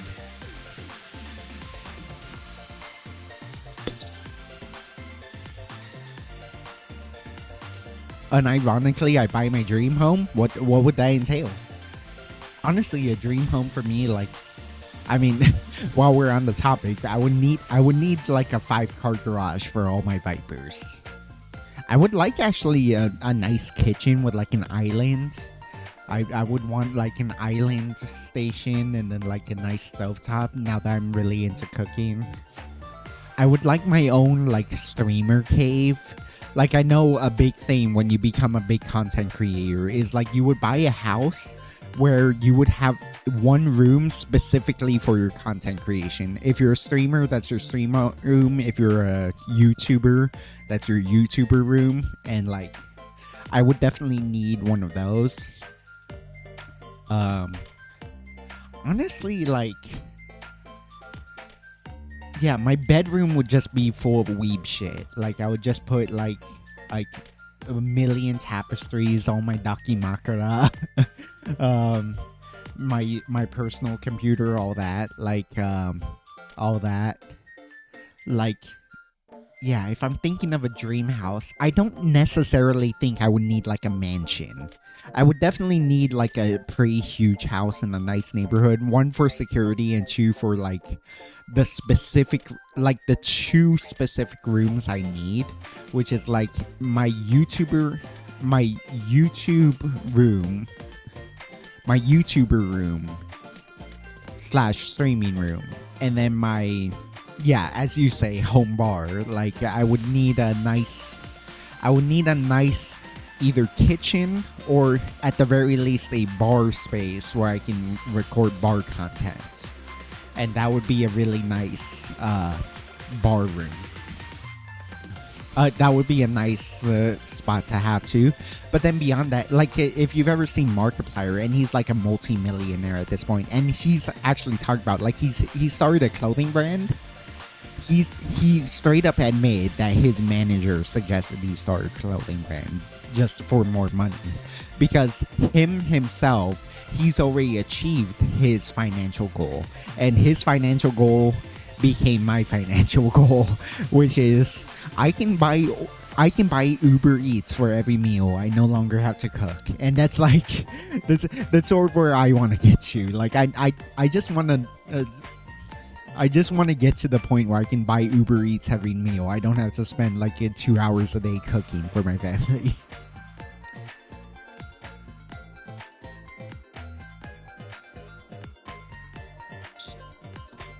Woo, that's 2 bottles done.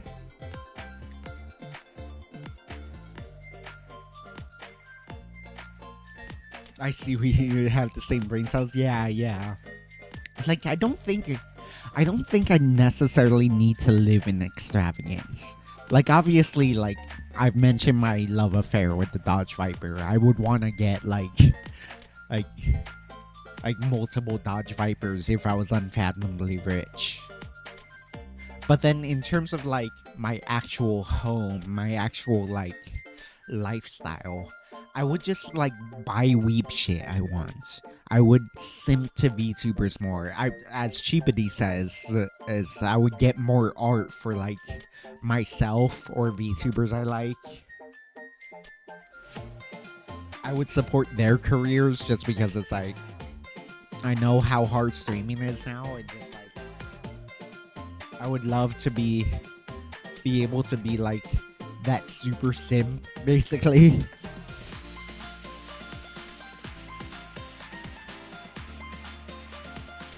And just be able to like send Akasupras to my favorite VTubers just to help support them and like help them enjoy their life playing games and like singing and whatnot. Like it's rich enough to not need to worry about being frivolous. It's despite the fact that like I don't necessarily need much. Be the person who drops 100 gifted subs like it's nothing. Exactly.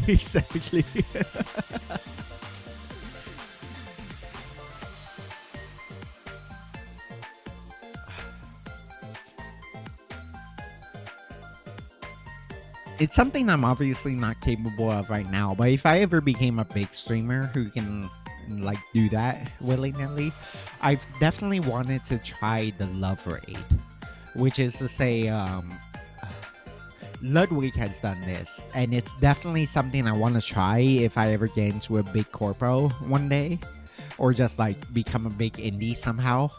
It's like I want to do a punishment game.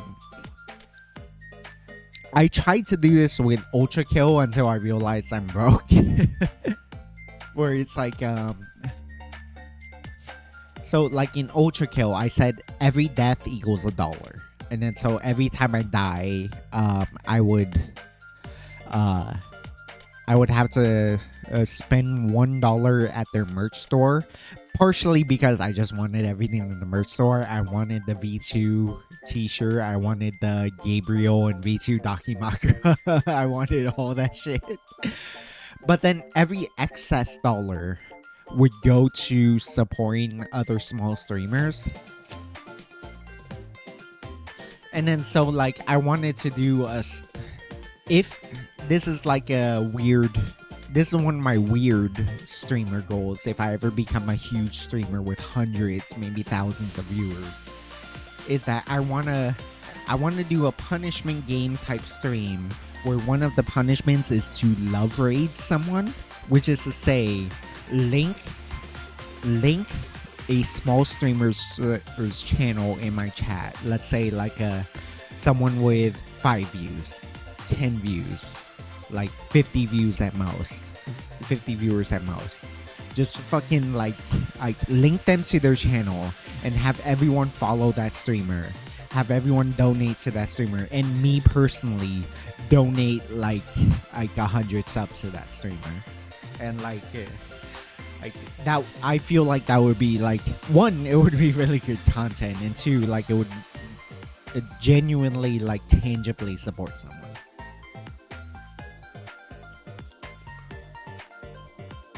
No, gross.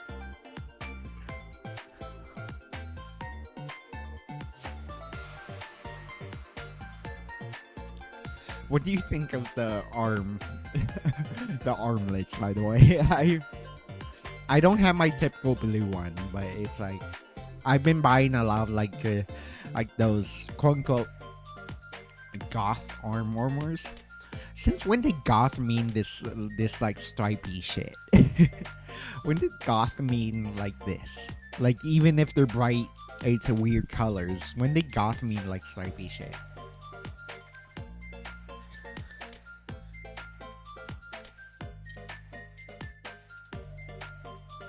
They're very cute. Thank you.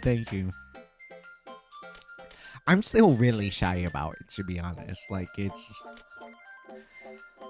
I said this in a tweet like probably like a month or two ago, but like I did finally get to the point where I can look, like I had been working out. I've genuinely been working out since the first tweet I made about like I'm gonna lose 20. I'm gonna try to lose weight. I'm gonna go to the gym every day, and I literally have been doing that, and I've lost like a ton of weight that way, and I've gotten very confident in myself and a lot. It wasn't until like a month or two ago when I posted that one tweet that I ended up deleting too. No, I didn't delete the tweet that like I talked about being proud of myself. I deleted the tweet where I actually posted my IRL photo, face covered still, but like, and genuinely I still do plan on making that sub account for my cosplay. I'm so pissed off, actually. I'm really pissed off that my cosplay hasn't come in yet. Like, what the fuck is going on? I'm gonna send another. I don't care if I sound like a Karen. I really need to see that shit again.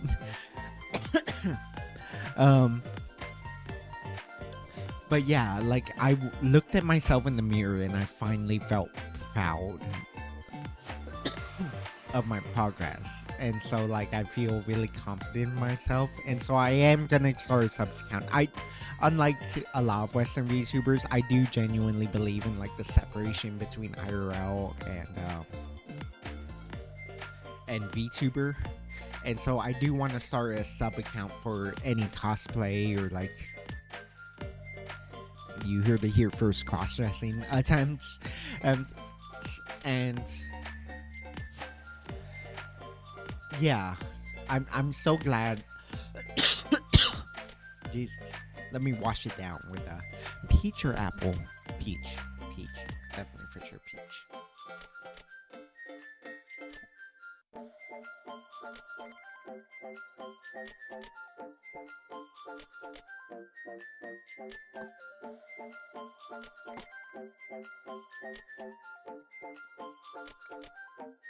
Oh god, peach tastes weird, but like it's also like I don't really like peach flavor that much, but it's also like it's inoffensive enough that I definitely can drink it more than like the apple flavor, which is really intense. See, I do that, but I started as a face cam streamer, so folks already know what I look like. Yeah, and I I've saw. Man, this popcorn is salty.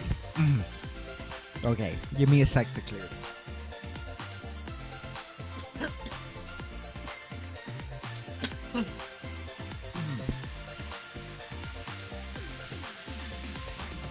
Am I good? I think I'm good. In fact, let me actually get some water. Give me like 2 minutes.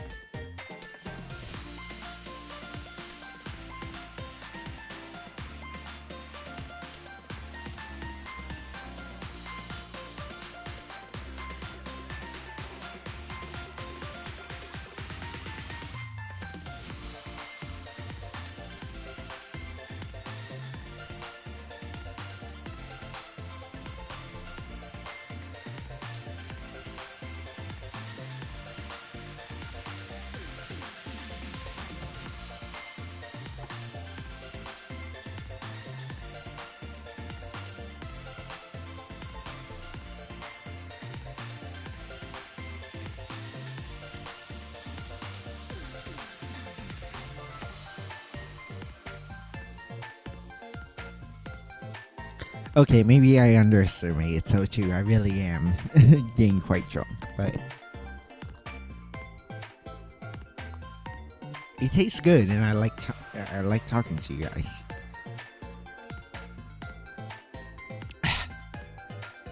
So where was I? See, do that. I started as a facecam streamer, so sorry. I know I would look like. Partially, I understand that take, but also like. I am like, and call me old fashioned, call me,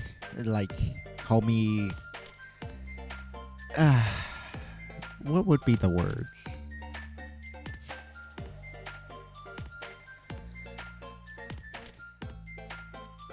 Call me a stick in the mud, I guess. Like, call me a purist or whatever, like, and I sort of get why the mentality is like sort of anti-freedom in a way, but like there's a reason why I want to keep it separate. And like even with that future cosplay channel, I do plan to try to hide my face. Traditionalist, sure, that sounds like a good one.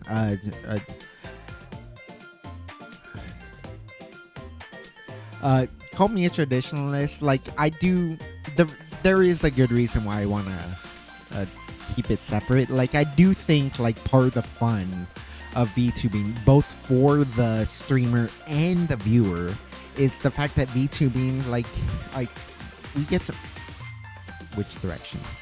This one. Okay. We do get to make believe that this is the actual streamer. This is the real streamer. Like it's not just an avatar. or it is when you tune into my stream, or say Hanamakiya stream, or say Mint Fantome stream, or say Mori Calliope stream, that this is the actual streamer. This anime character is the actual streamer. Like, we know, the VTuber fans are not stupid. We know that that there is a real person behind it.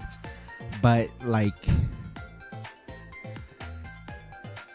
part of the fun is creating that character. Part of the fun is playing into that character. Part of the fun is like make believing as a viewer that that anime character there really is the streamer. And so like that's part of why I do want to make a separate account for this. That's part of why I did delete that cosplay image I did of mine. That's part of why like I don't plan to do cosplay on my main channel, even if I will retweet it. Like, I will retweet my cosplay on the secondary account. I will retweet my streams on the secondary. So I will retweet my cosplay account on my main account, and I will retweet my streams on my cosplay account. But like, I do want to keep them at least a little bit separate, just because it's like I do like it's become weirdly a meme in the Western VTuber space, like, oh, my immersion, and like really downplaying the idea of immersion, that like it's not real character, like there's a real life person. And like, I'm a hand cam streamer, like you see this is a, for all intents and purpose, this is a flesh puppet, and like this is the real streamer. And so I'm not gonna be Kazari no Natsu, the warden of Penshima prison, for much longer. I'm still like working on my rebrand, but like while I'm Kazari no Natsu, the warden of Penshima prison, these IRL images, this flesh puppet you see, is Prisoner Zero. I can take over his body, and and make him do what my bidding while I stream. That's the excuse I'm gonna go with right now. And then once I get my rebrand, there will be a different story for why I'm a hand cam streamer. But like, I do believe in that separation is the main point. I like the idea of streaming without having to worry about your clothes. Yeah. And at first, I was like a little put off by the fact that a lot of female VTubers talking about, a huge reason, the biggest reason they like VTubing is it means they can stream without putting on makeup. But then I realized, like, well, the vast majority of them are good VTubers too. Like, they play into their character, they play into like being a VTuber and all that. And so like I came to accept that, given that they want to be VTubers first and not just us, it's a lazy way to allow themselves to stream. But like,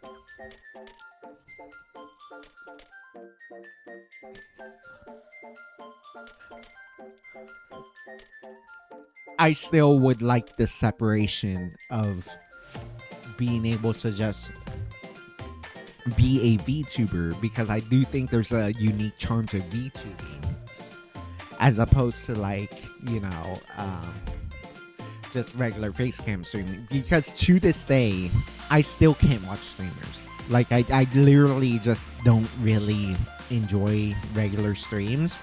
I still watch VTubers all the time, because there is a little bit of like separation. There is a little bit of like difference in culture. There's enough of a difference of like showmanship just in general when you're a VTuber that makes it more fun for me to watch if you're a VTuber as opposed to a normal streamer. You know what I'm saying? And I know it's selfish, and I know it's like Western VTubing is moving on from that, but I'm as NJ said, I'm very much traditionalist. I prefer this method of VTubing, and so that's why I do it this way. That's why I do it this way, and that's why I watch VTubers who do it this way.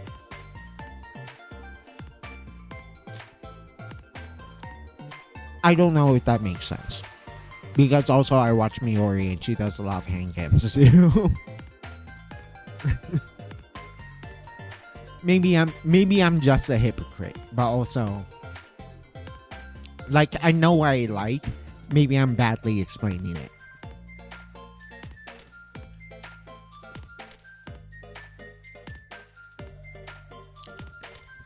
Hopefully I explained it right.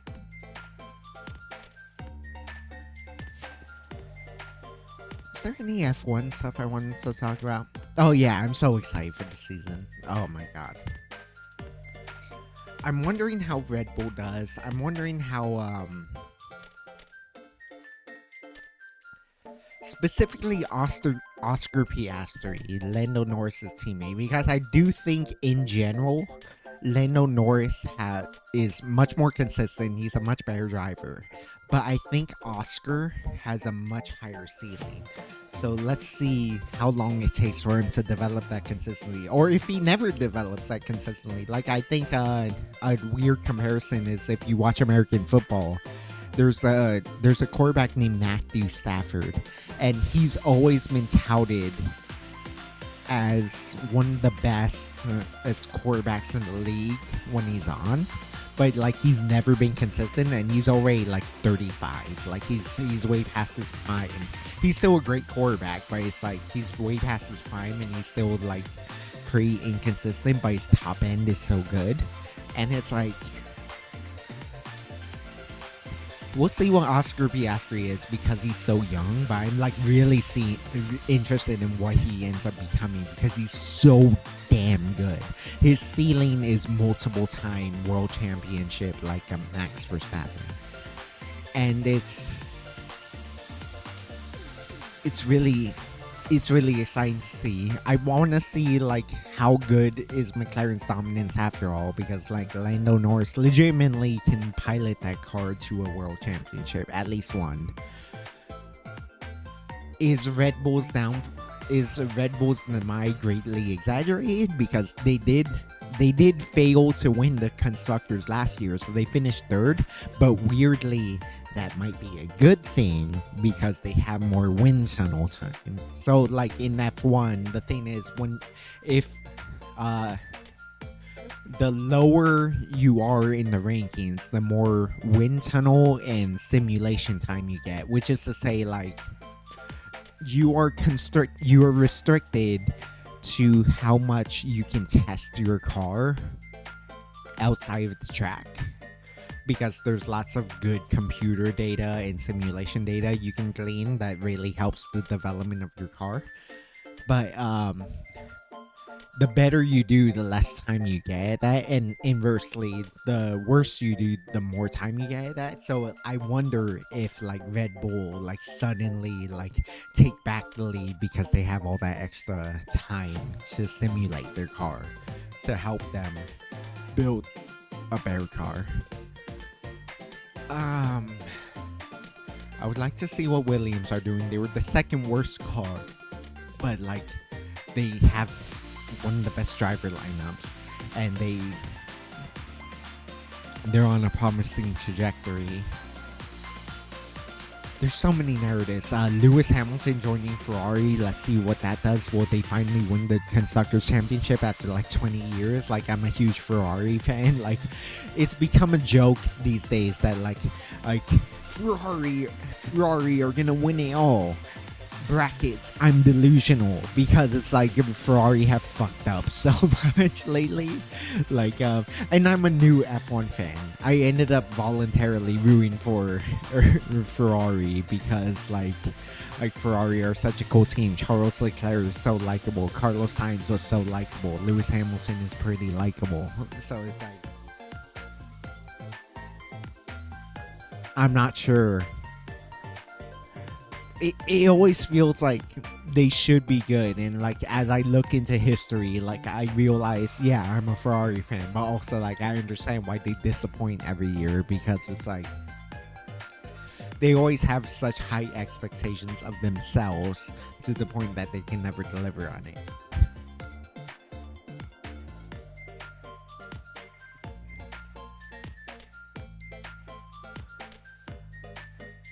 Oh man, I'm so excited. I know Kiri Kilovo is the only VTuber I know who's like deeply into F1. I definitely need to member to her stream at some point. I just need to remember to do it because I know she's fucking like she does F1 watch-alongs, and I really want to participate in that. Until eventually I can do them myself. But like, I know they won't be my most popular streams, but it's just like, it's really fun to watch F1. So that would be fun to do. I do like the idea of separation. There's reasons for people to do it. Like, yeah, like there's a lot of open secrets in the VTubing space. It's like, oh yeah, clearly this account is the IRL account of this VTuber. But it's also like, it really rubs me the wrong way, because if they're two separate accounts and they don't reference each other, like they intentionally keep themselves separate, like if they're separate, that means they're two separate online entities, and I wish people would respect that more. And then so like it does bother me when there is that separation but people don't respect it. Because I do think if they wanted to combine it, they would.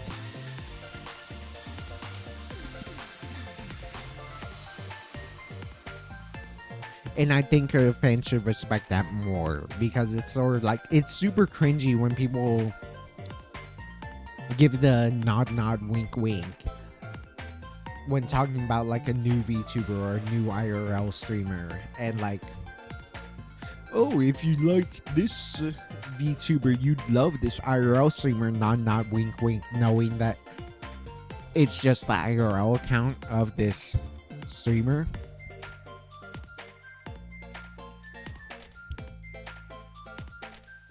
If they've been keeping it super separate, if they acknowledge like, oh yeah, this is my IRL account, this is where I like blog about like random stuff I want to talk about, and then this main VTuber account is just for VTuber stuff, I don't mind that. It's if they were always meant to be separate to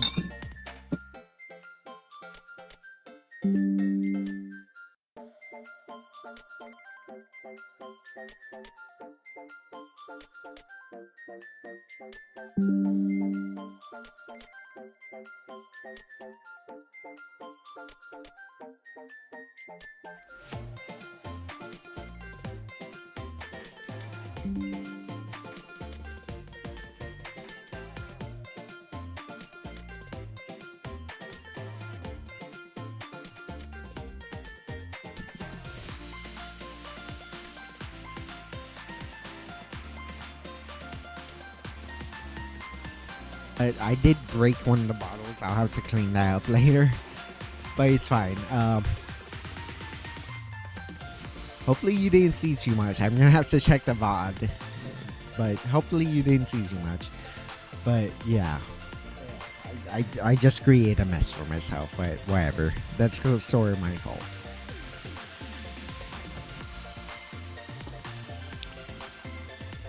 Is the audio okay still? You can still hear me? You can still hear the BGM? Side note, I just saw that damn chicken is back for Grand so oh god. Fucking Pedodon Zilla. I think I should be fine. Piercing should be fine because of Mika. And there's a lot of AoE in yellow. Red, Ardu should be good.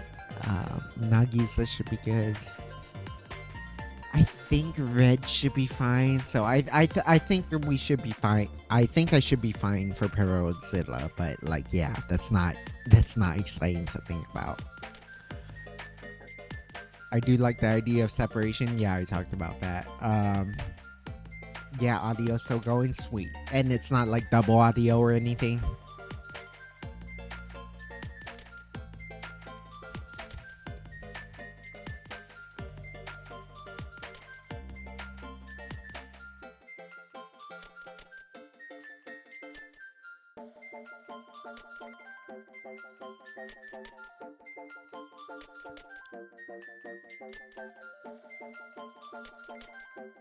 Oh, there's storylines. Oh, Alpine. Alpine is so interesting. So, like, they won't mention this in Drive to Survive.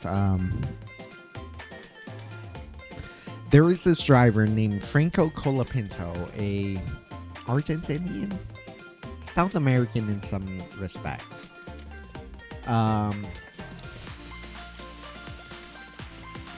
But yeah, so he was the replacement driver for Williams because their American driver, Logan Sargent, just kept crashing. He legit just kept crashing. And they ended up replacing with Franco Colapinto, who was very good. He ended up being like one of the fastest drivers on the grid, but he also kept on crashing. So it's a very tough situation because it's like, okay, well, for one, you can't fucking keep crashing the cars, but also you're very fast. So we're gonna keep you as reserve as like Carlos Sainz comes in and like Albon is still signed.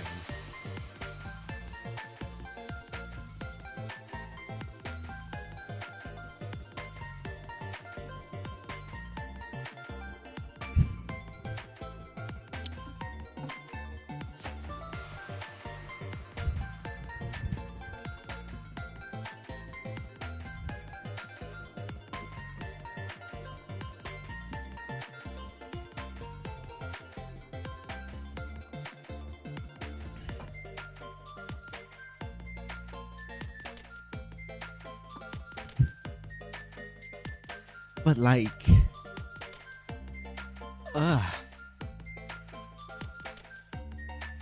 so he ended up getting signed to Alpine, which is the French team I mentioned, who ended up getting 6th place due to that really lucky 2-3 finish, the double podium. But what's crazy about it, especially, is that like, so they always signed another rookie named Jack Doohan. And so like Jack had been a long time simulator driver for them, a pretty good F2 driver. Been waiting for his chance to get into F1. But it's like they signed Franco Colapinto, so it's like, how long is his leash? Is he gonna be able to like actually compete in Formula One, or is he gonna get replaced by Franco Colapinto? So that's a weird drama that's gonna happen. Gabriel Bortoleto is this like really star driver, like really good F2 driver, finally getting his chance at F1, but he's in the worst team, so it's like a 12th place for him would actually be like a really huge achievement, and so it's really interesting to see what he can do.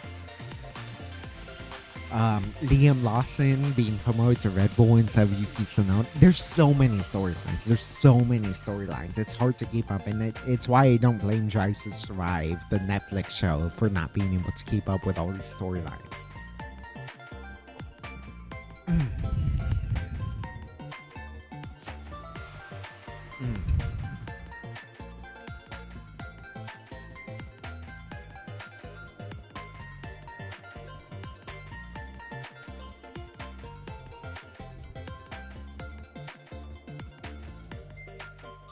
I just can't wait for the next season, man.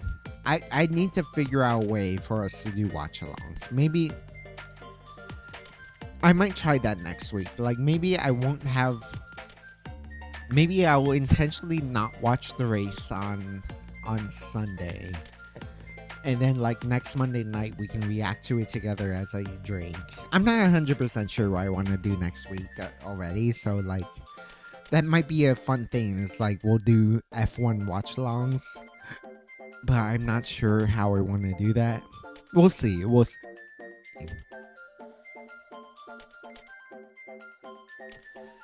I think it would be fun just because I have such F1 brain rot right now. Corporates can acknowledge their PL accounts, which is kind of a weird area. If no, for no other reason, a lot of corporations keep dying. Yeah. It's sort of the same thing as like just any professional anything really. Like the average age is much lower than you expect, but it's because like a lot of smaller people keep failing. Like the average contract in the NFL is actually only like 2 years long.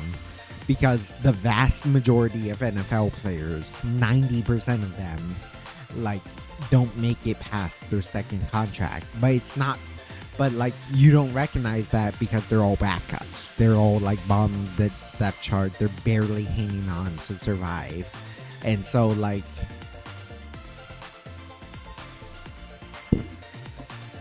it's not necessarily their fault for failing. It's just like it's such an elite club, like 1% of the 1%, the top 1% of the 1%.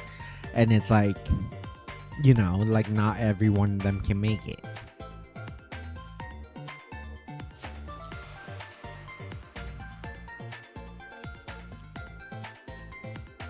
But then of the ones that do make it, then you start to wonder the longevity.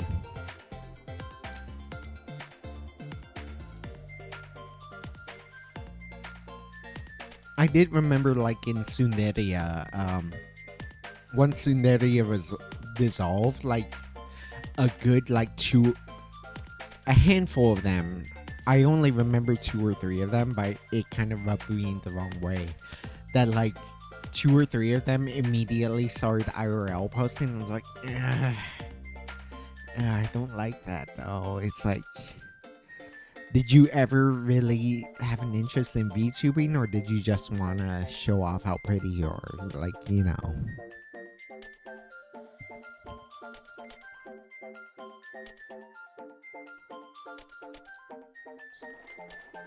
I have a complicated relationship with that because I know, because some part of it is like cynical of like, oh yeah, some like I wonder if like they're doing it because it's like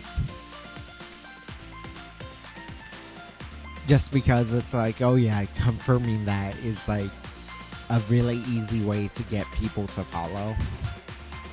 But then it's also like, I understand that because I date myself. Is like I wonder if somebody is like, I deserve some validation for like doing this sort of thing, right? Like being okay with like being vulnerable to you guys, for like showing off, like this is how I really look and all that. But it's it rubs me the wrong way because it's like antithetical to be what a VTuber is, where it's like you are creating this character for a reason, right? Like you are creating this character because like hopefully it's because you actually like the concept of VTubing, creating this character and all that, and not just because it's like a medium for you to show off. Like that's what bothers me about it. And that's why I prefer separate accounts for that kind of stuff.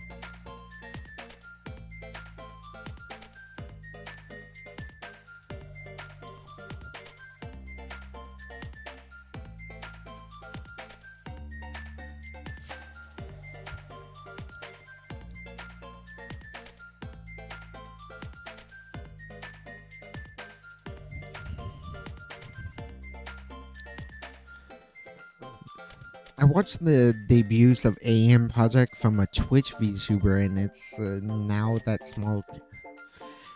I misread that. Sip of water.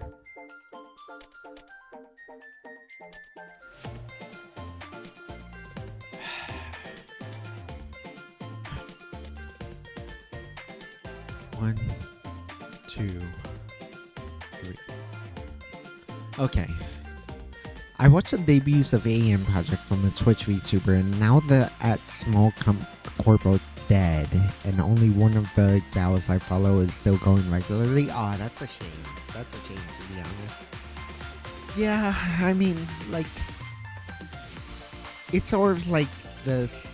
It's sort of the similar thing I was talking about with the NFL, or like literally any, like, same with Formula One, same with like a lot of these major sports leagues. Like, the only time you really see true longevity is with the big ones, with the big companies, with the big corpos, with the big like sponsors and whatnot, because of the fact that like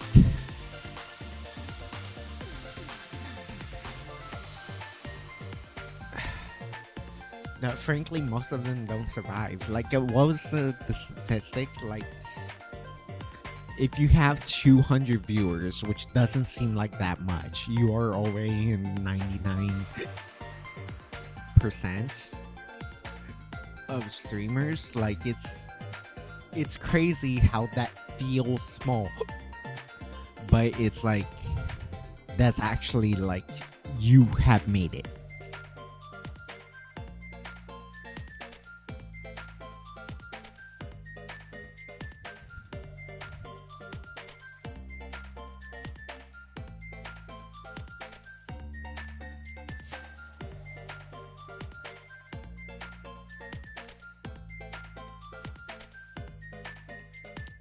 And that going viral, making this a full-time gig is like absolutely not a guarantee at all.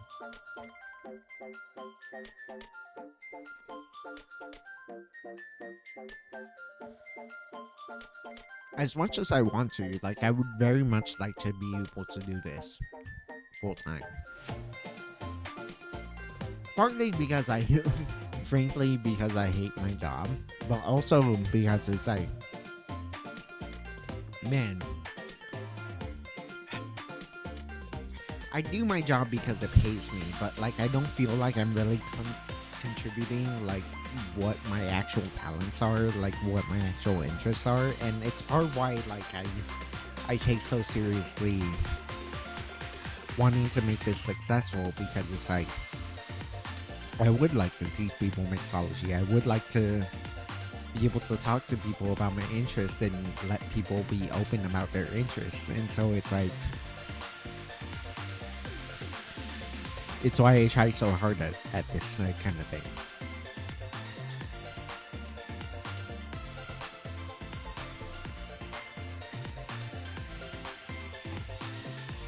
That's usually a sign that I'm running out of things to talk about.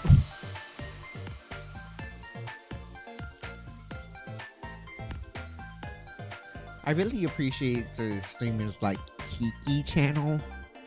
What's that her full name? Did she ever have like a family name? All I know her is as Kiki channel. She's like a rabbit girl with like the 4-leaf clover as a hairpin. I really like her. She's become the VTuber I watch most lately.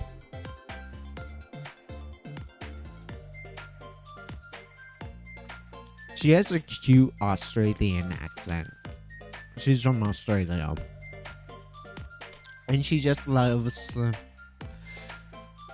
animals in general. She does a lot of streams explaining like, oh, this is a good animal charity to donate to, or like, here's some things about animals I really like. And she's really wholesome and really nice.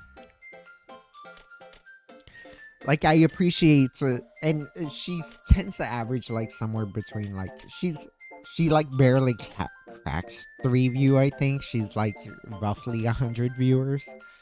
And like, that's the sort of thing I root for. Just someone who just streams and can change people's lives and like still manage to get like a decent chunk of money out of it, where like they get plenty of memberships, they get plenty of super chats, and it's a modest living for sure. It's not like having a real job with like insurance benefits and whatnot, but it's nice that like being able to talk to people about that, and like being able to live your life that way, and that's sort of what I'm aiming for. Which is why I take this so seriously.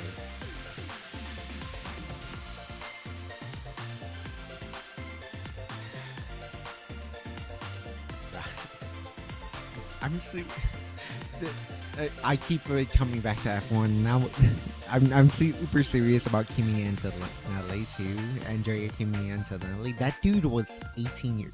That dude is 18 years old this year. It literally was illegal for the Mercedes F1 team to hire him because he was only 17 until like halfway through the season. And the moment he turned 18, around the Monza Grand Prix, I believe, that's when they announced, oh yeah, he's gonna be our second driver once Lewis Hamilton leaves. Lewis Hamilton, by the way, is like the greatest driver of all time. He is statistically the GOAT in terms of like, okay, he's won the most races.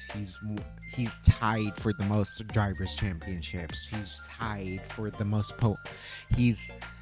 He's had the most pole positions. He's statistically the greatest driver of all time. And it's crazy how much he's accomplished over the years. And then like Mercedes were so confident, oh yeah, this 18-year-old can replace him easy because Lewis Hamilton is going to Ferrari. And it's like dude, it's like Andrea Kimi Antonelli literally has not driven in an F1 race before. He only just turned 18. He only just earned his super license. But like, his story is very fascinating. Like, he won everything when he was like 12 years old, like karting, just racing around in go-karts and like dominating everyone. He was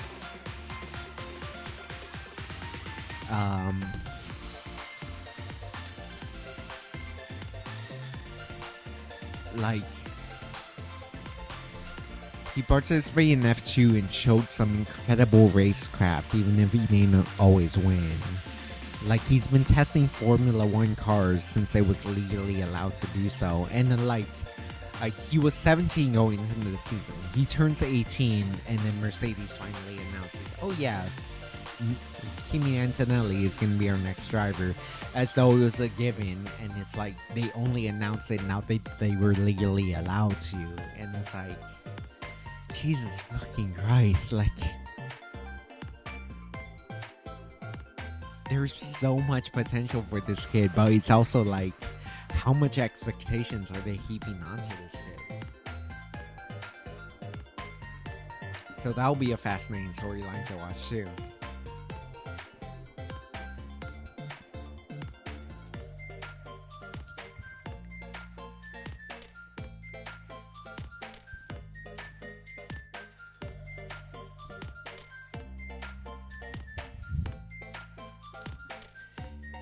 It's a tough field, but I feel like face streamers have it worse in a way.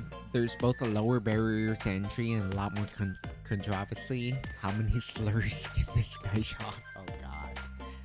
Oh god. Yeah, I know what you mean. Like, some people feel the need to, like, in order to like rapidly gain more exposure, they like do controversial stuff, but like it ends up backfiring in a way because it's sort of like, I mean, you haven't established yourself yet, so yes, the controversy got you more views, but is it really the crowd you want to fall into? And or like, was it a temporary boost for a long-term loss? Like, ugh.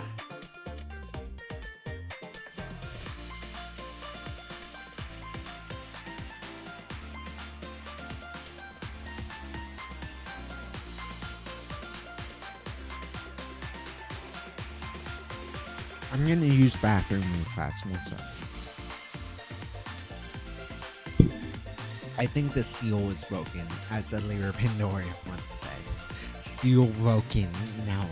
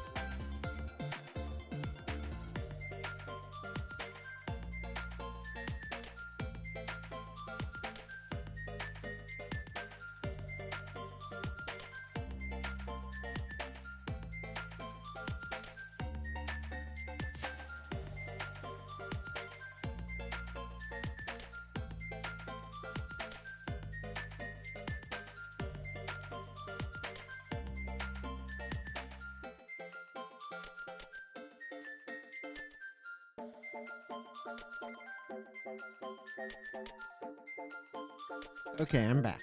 I'm back. It's tough field. Yeah, you always said that.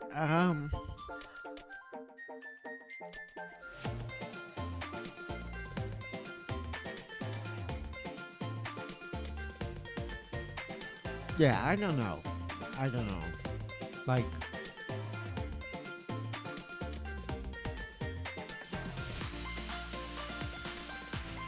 there was a poignant quote I heard, like, good good content creators aren't oversaturated. Like, yes, there is an oversaturation of people trying to stream, trying to make content, etc. But like good content creation, like things that are actually valuable, things that are actually interesting, isn't oversaturated because it's like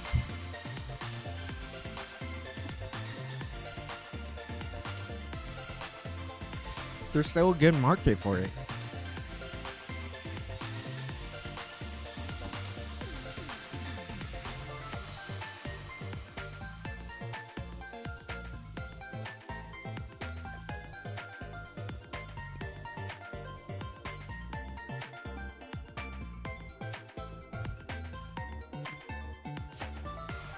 There's still people willing to learn, and like there is a reason for a sort of like rich get richer system with like streamers, with like content creators. It's because it's like when you've proven yourself, when you're a 4 view, when you have like a comma in your view count, when you have thousands of viewers every stream, when you have like hundreds of thousands to millions of viewers every video you put out, like part of it does feed into itself, because it's like, oh yeah, this person is a proven commodity, like they're worth listening to. And so it's like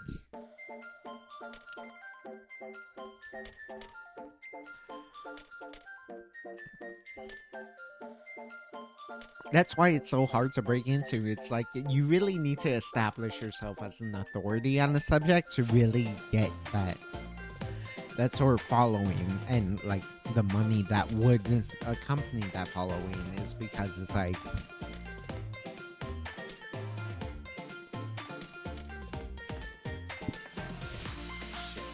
um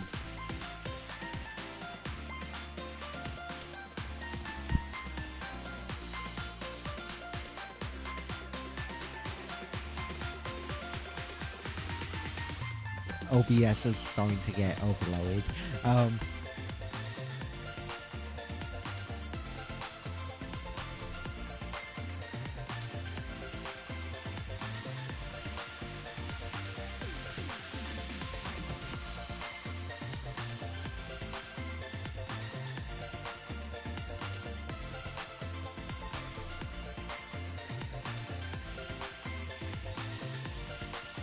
3 bottles, son. I think that's it, though. I think that's it. I'm not gonna drink that much more. Yeah, just like, ugh.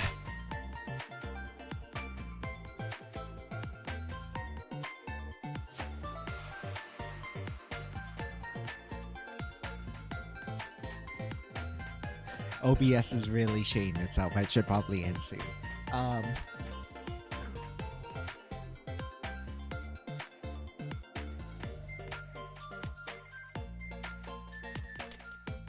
um,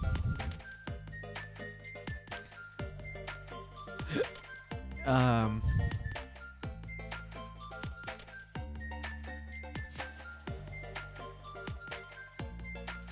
yeah.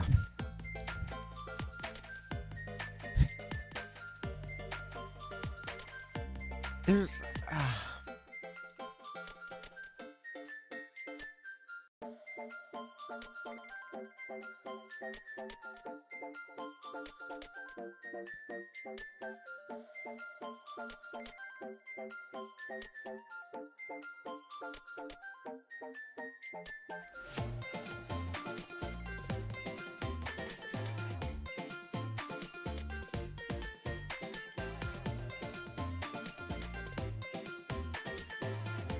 really with everything.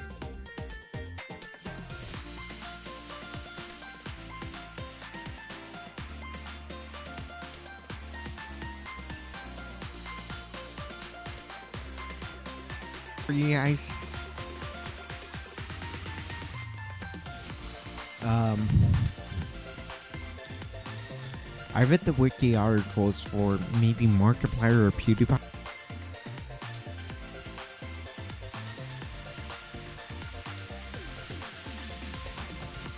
Because that's referenced a lot to this point. It's become a meme. But it's, yeah, it's,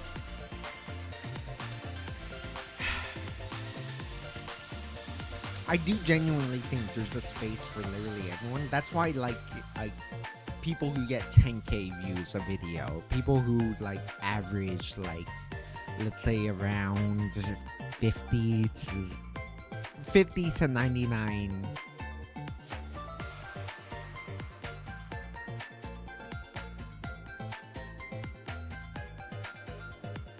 50 to 99 viewers a stream in, like, I could do well is because it's just like there is a niche for everyone, and that's why I appreciate YouTube, and that's why I mainly stream to YouTube. But it's like, yeah, it's super difficult to really judge, and that's why, like, I've really wanted to make sure this year I take it much more seriously. Controller, I won't lie. I won't lie to you, Hack Controller. I thought you were like a legitimate troll account, but then, like, I saw you commented on my recent VOD, and now you're here. Like, yeah, wait, you came back. I honestly thought you slept randomly on the floor. Yeah, like, I drink a lot. But only on Mondays. I try not to drink too much throughout the week, so that I think of all my, I concentrate all my drinking during the week. But yeah, Thank you for your comment, by the way. I genuinely do want to try like hot drinks once it becomes cold again. But it's like we're coming up on summer, so that's not a good time for that. But like eventually I want to do like hot drinks spiked with booze. That would be a really fun idea.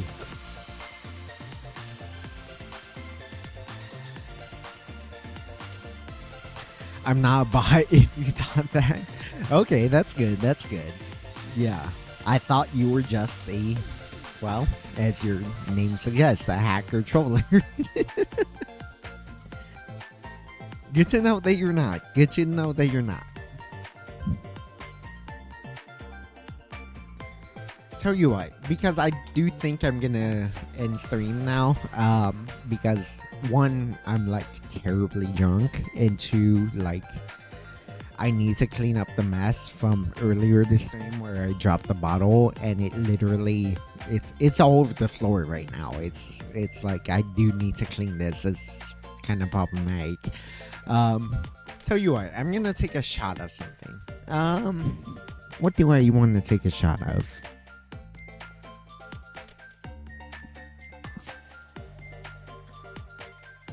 Yeah, there's enough in this. I'm gonna take a shot of curacao. I know it's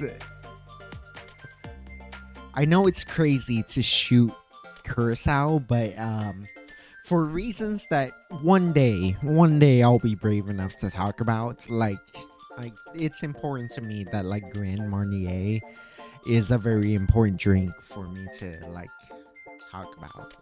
And so like I already love Grand Marnier, but for reasons related to my IRL, I really love Grand Marnier. So let's shoot that, and then I'm gonna end stream. Let me get a proper shot glass though. I'm not bi if you thought that. I saw a random VTuber doing cocktails and stuff and found it interesting. I'm glad honestly. Like if you're not actually a hacker troller, like I appreciate that you follow me. Because I really want to teach people legitimately about cocktails. So I'm glad you enjoy this.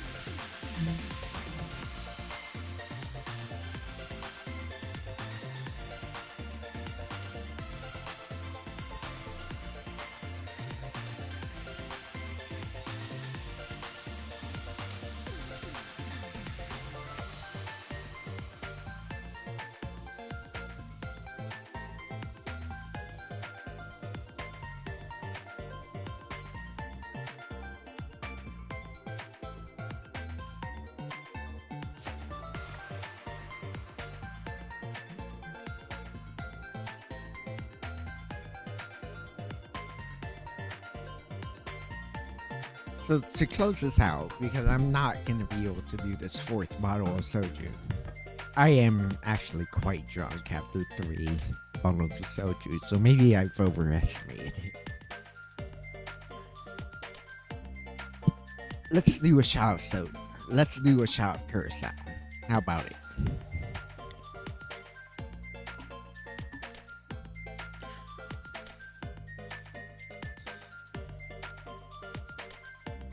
I'm swaying so involuntarily.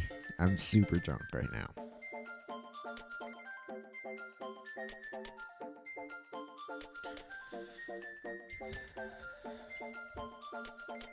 Yeah, we didn't do much cocktails this stream, but like mostly because I just wanted to zatsudan and drink a lot of soju.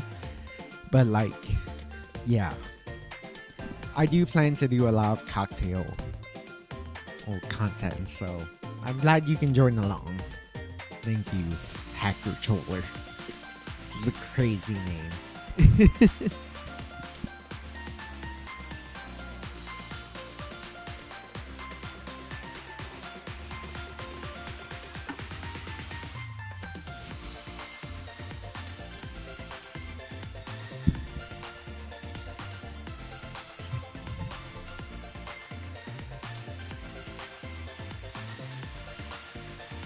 I'm a little bit too fucked up to actually enjoy that, but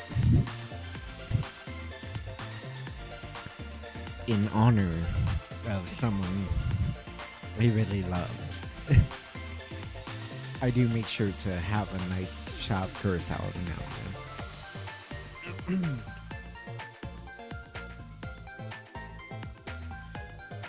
Ooh. I speak Spanish and kinda English, emphasis on kinda. I was thinking about doing some cooking IRL content or mixology stuff. Just about the time I found your channel.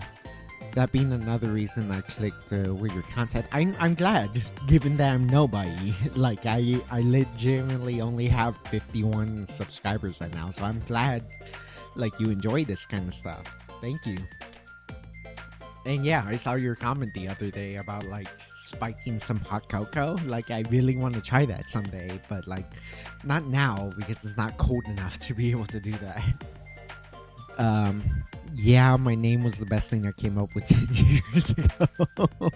Fair enough. Like, I get it. But I'm glad you enjoy my content. I'm really trying. I am finally trying to condense my streams and highlights with actual YouTube videos instead of just streaming, because I know, like, YouTube videos are better than just streaming. And so hopefully I'm able to do that. Ugh. Ugh.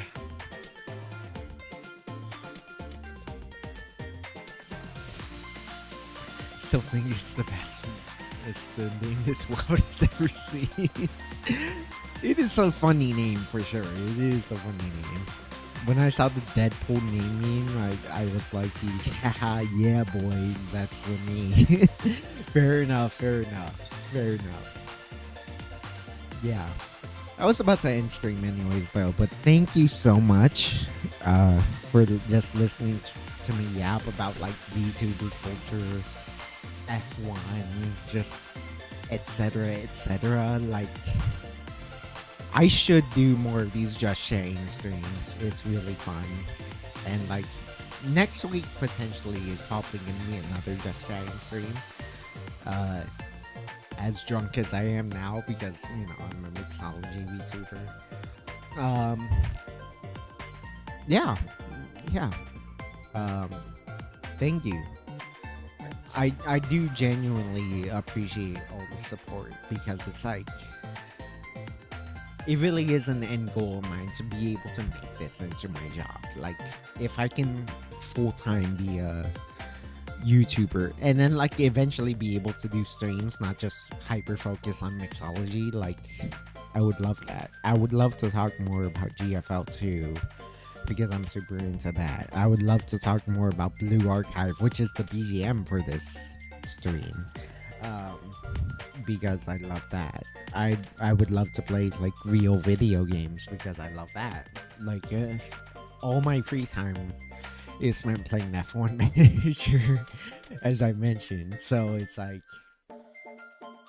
I would like to try that. Like, there's so much I want to try on this channel. It's just that, like, you know, it's hard, man. It's hard.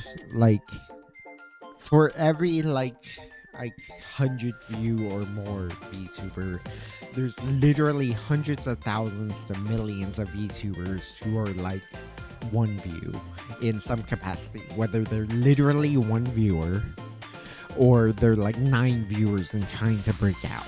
And, like, I'm glad, I'm very thankful to literally everyone who tunes into my streams and is interested in some way. So I really appreciate you. Even you, Hacker Troller. I swear to God, like, when I saw your account, I thought you were a bot account, and I was like, oh God, I'm not, I don't really have a new follower here. Especially because I don't stream on Twitch anymore, so it's like, But yeah, if you genuinely, unironically enjoy my account, I really appreciate it. But for now, I really need to drink as much water as I can, because I've drank 3 bottles of soju and I've underestimated it, and I think I actually do respect now the meme of like, oh, this tastes like juice. Like all the um memes about that. But like, yeah, it is stronger than I expected. It's not so strong that I think it's like actually problematic. But if you drink three, which is definitely beyond what's reasonable, then yeah, it fucks you up. I was about to leave actually. I left my phone charging and I want to brush my teeth. I spent about 40 seconds trying to get the teeth right. But when I got back here, you were here again. XD. Yeah. Thank you though. Thank you though. I'm glad that like I saw your name and it was just such an eye-catching name that I was like, damn, that's definitely a bot. Whatever the fuck. But like I'm glad you're a real person and that you enjoy my content. Hopefully I can do more good shit for you. Commento wa something kanji saremashita. And come to because I got a friend that when really drunk just embraces the sweet comfy floor and just falls asleep there. XD. hey, literally any of you, Chibity, Poke, Hacker Troller, NJ, anyone, it's an Ed, like literally anyone who's like a regular on my stream, I appreciate you so much. I know it's like, because it's like, I watch smaller streamers like Rick. I haven't watched Rick the Shark in so long, but I really should.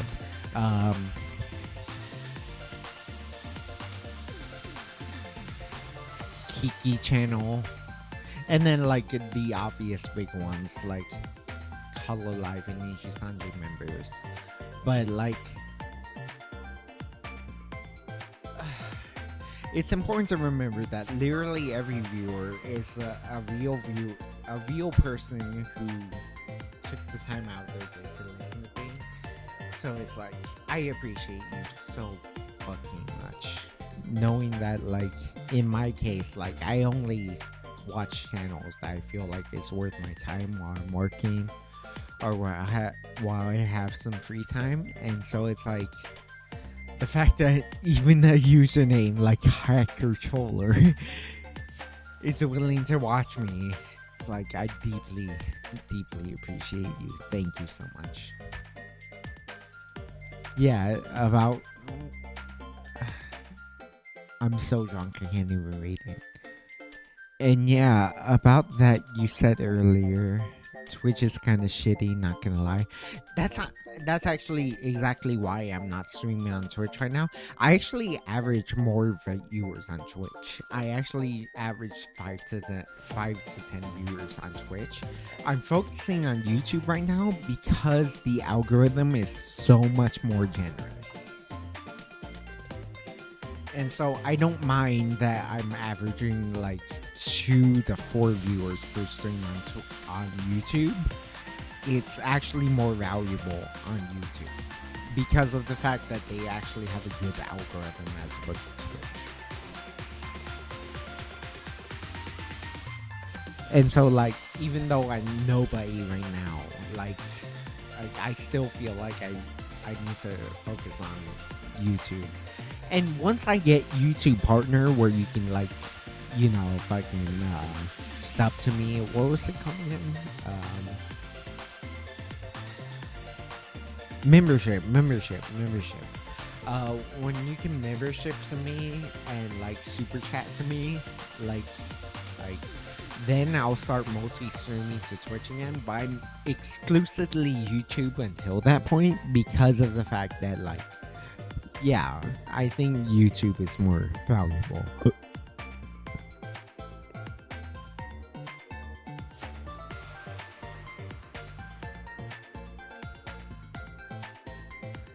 Lamau, imagine reading. Oh god, I'm so drunk, I can't read it right now. Hold up.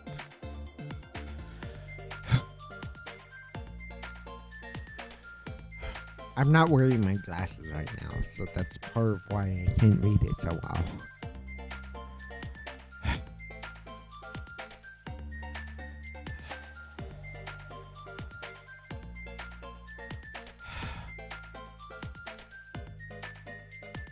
Oh god, it's even more blurry.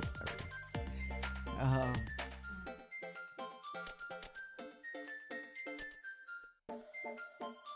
Lamau, imagine reading if I didn't trying to get the words right.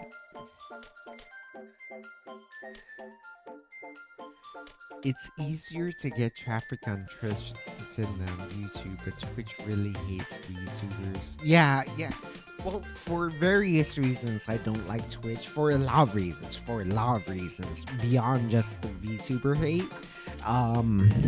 It's really hard to describe without like really like alienating myself. But like there's a pretty good reason why I don't stream to Twitch. I'm willing to override that, especially because they banned one of the key offenders of YouTube. But of Twitch. But I'm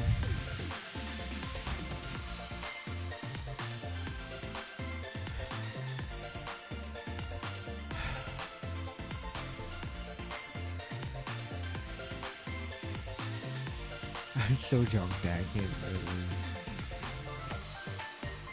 It's eventually going to. Don't pass out on stream, man. Trust me, trust me. If I felt like I was gonna pass out on stream, I would end stream immediately, just to make sure that like I don't say like bullshit while I'm literally unconscious.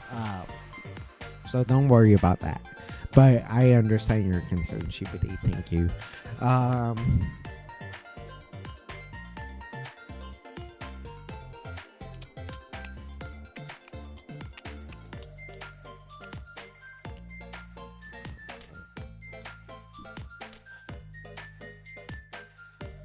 It's eventually going to yeah. I just don't think there's a future on Twitch. Like, okay, you know what? I'm gonna admit outright. I've actually hired an editor to help me with Twitch. Not Twitch streaming because I haven't streamed on Twitch for a while. I've actually hired an editor to help me with my VODs. And honestly, I might have them help me with just literally everything because I'm just so bad at editing. And obviously, I want to learn it for myself, but I still want them to handle it. Just, just so, like, I'll edit myself, but then, like, what ends up on my channel is what someone edited for me. Just so that, I know how to edit a little bit, and so I know how to, like, manipulate a video to make it to tell the storyline you want.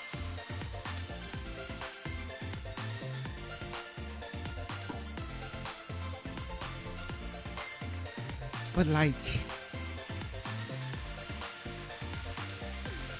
dude, I'm using every muscle in my body to hold me from thinking about Twitch. Oh, trust me, I'm the same way. I'm 100% the same way. Like if I didn't multi-stream to Twitch, at least like lately I'm YouTube only. But once I hit YouTube partner, I'm gonna start multi-streaming to Twitch again because like more exposure is always good. But it's like, I really do genuinely hate Twitch. Like, it's just so... There's a lot wrong with Twitch. There's a lot of rot in Twitch that needs to be fixed before, like, I really feel comfortable about streaming to Twitch. And it's like...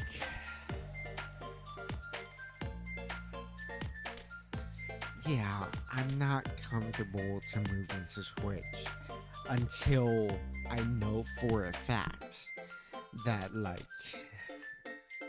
is moving in the right direction. You know what I'm saying? I feel like that's not really a good explanation until I start releasing normal YouTube videos. Then it will make a lot more sense.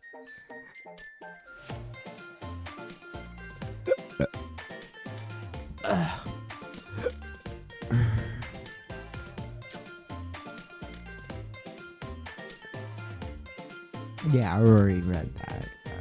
Dude, I'm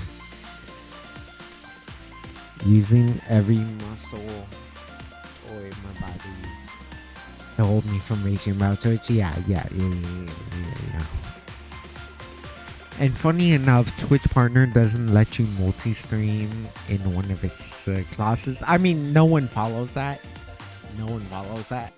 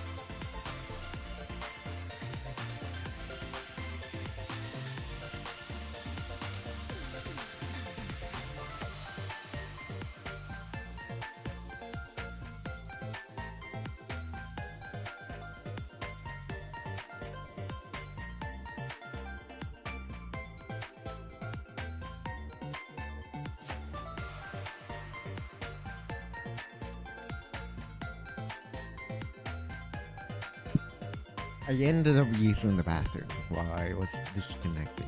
So am I back? Am I back? Let me know if I'm back.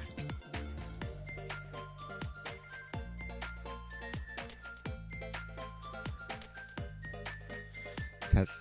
Test.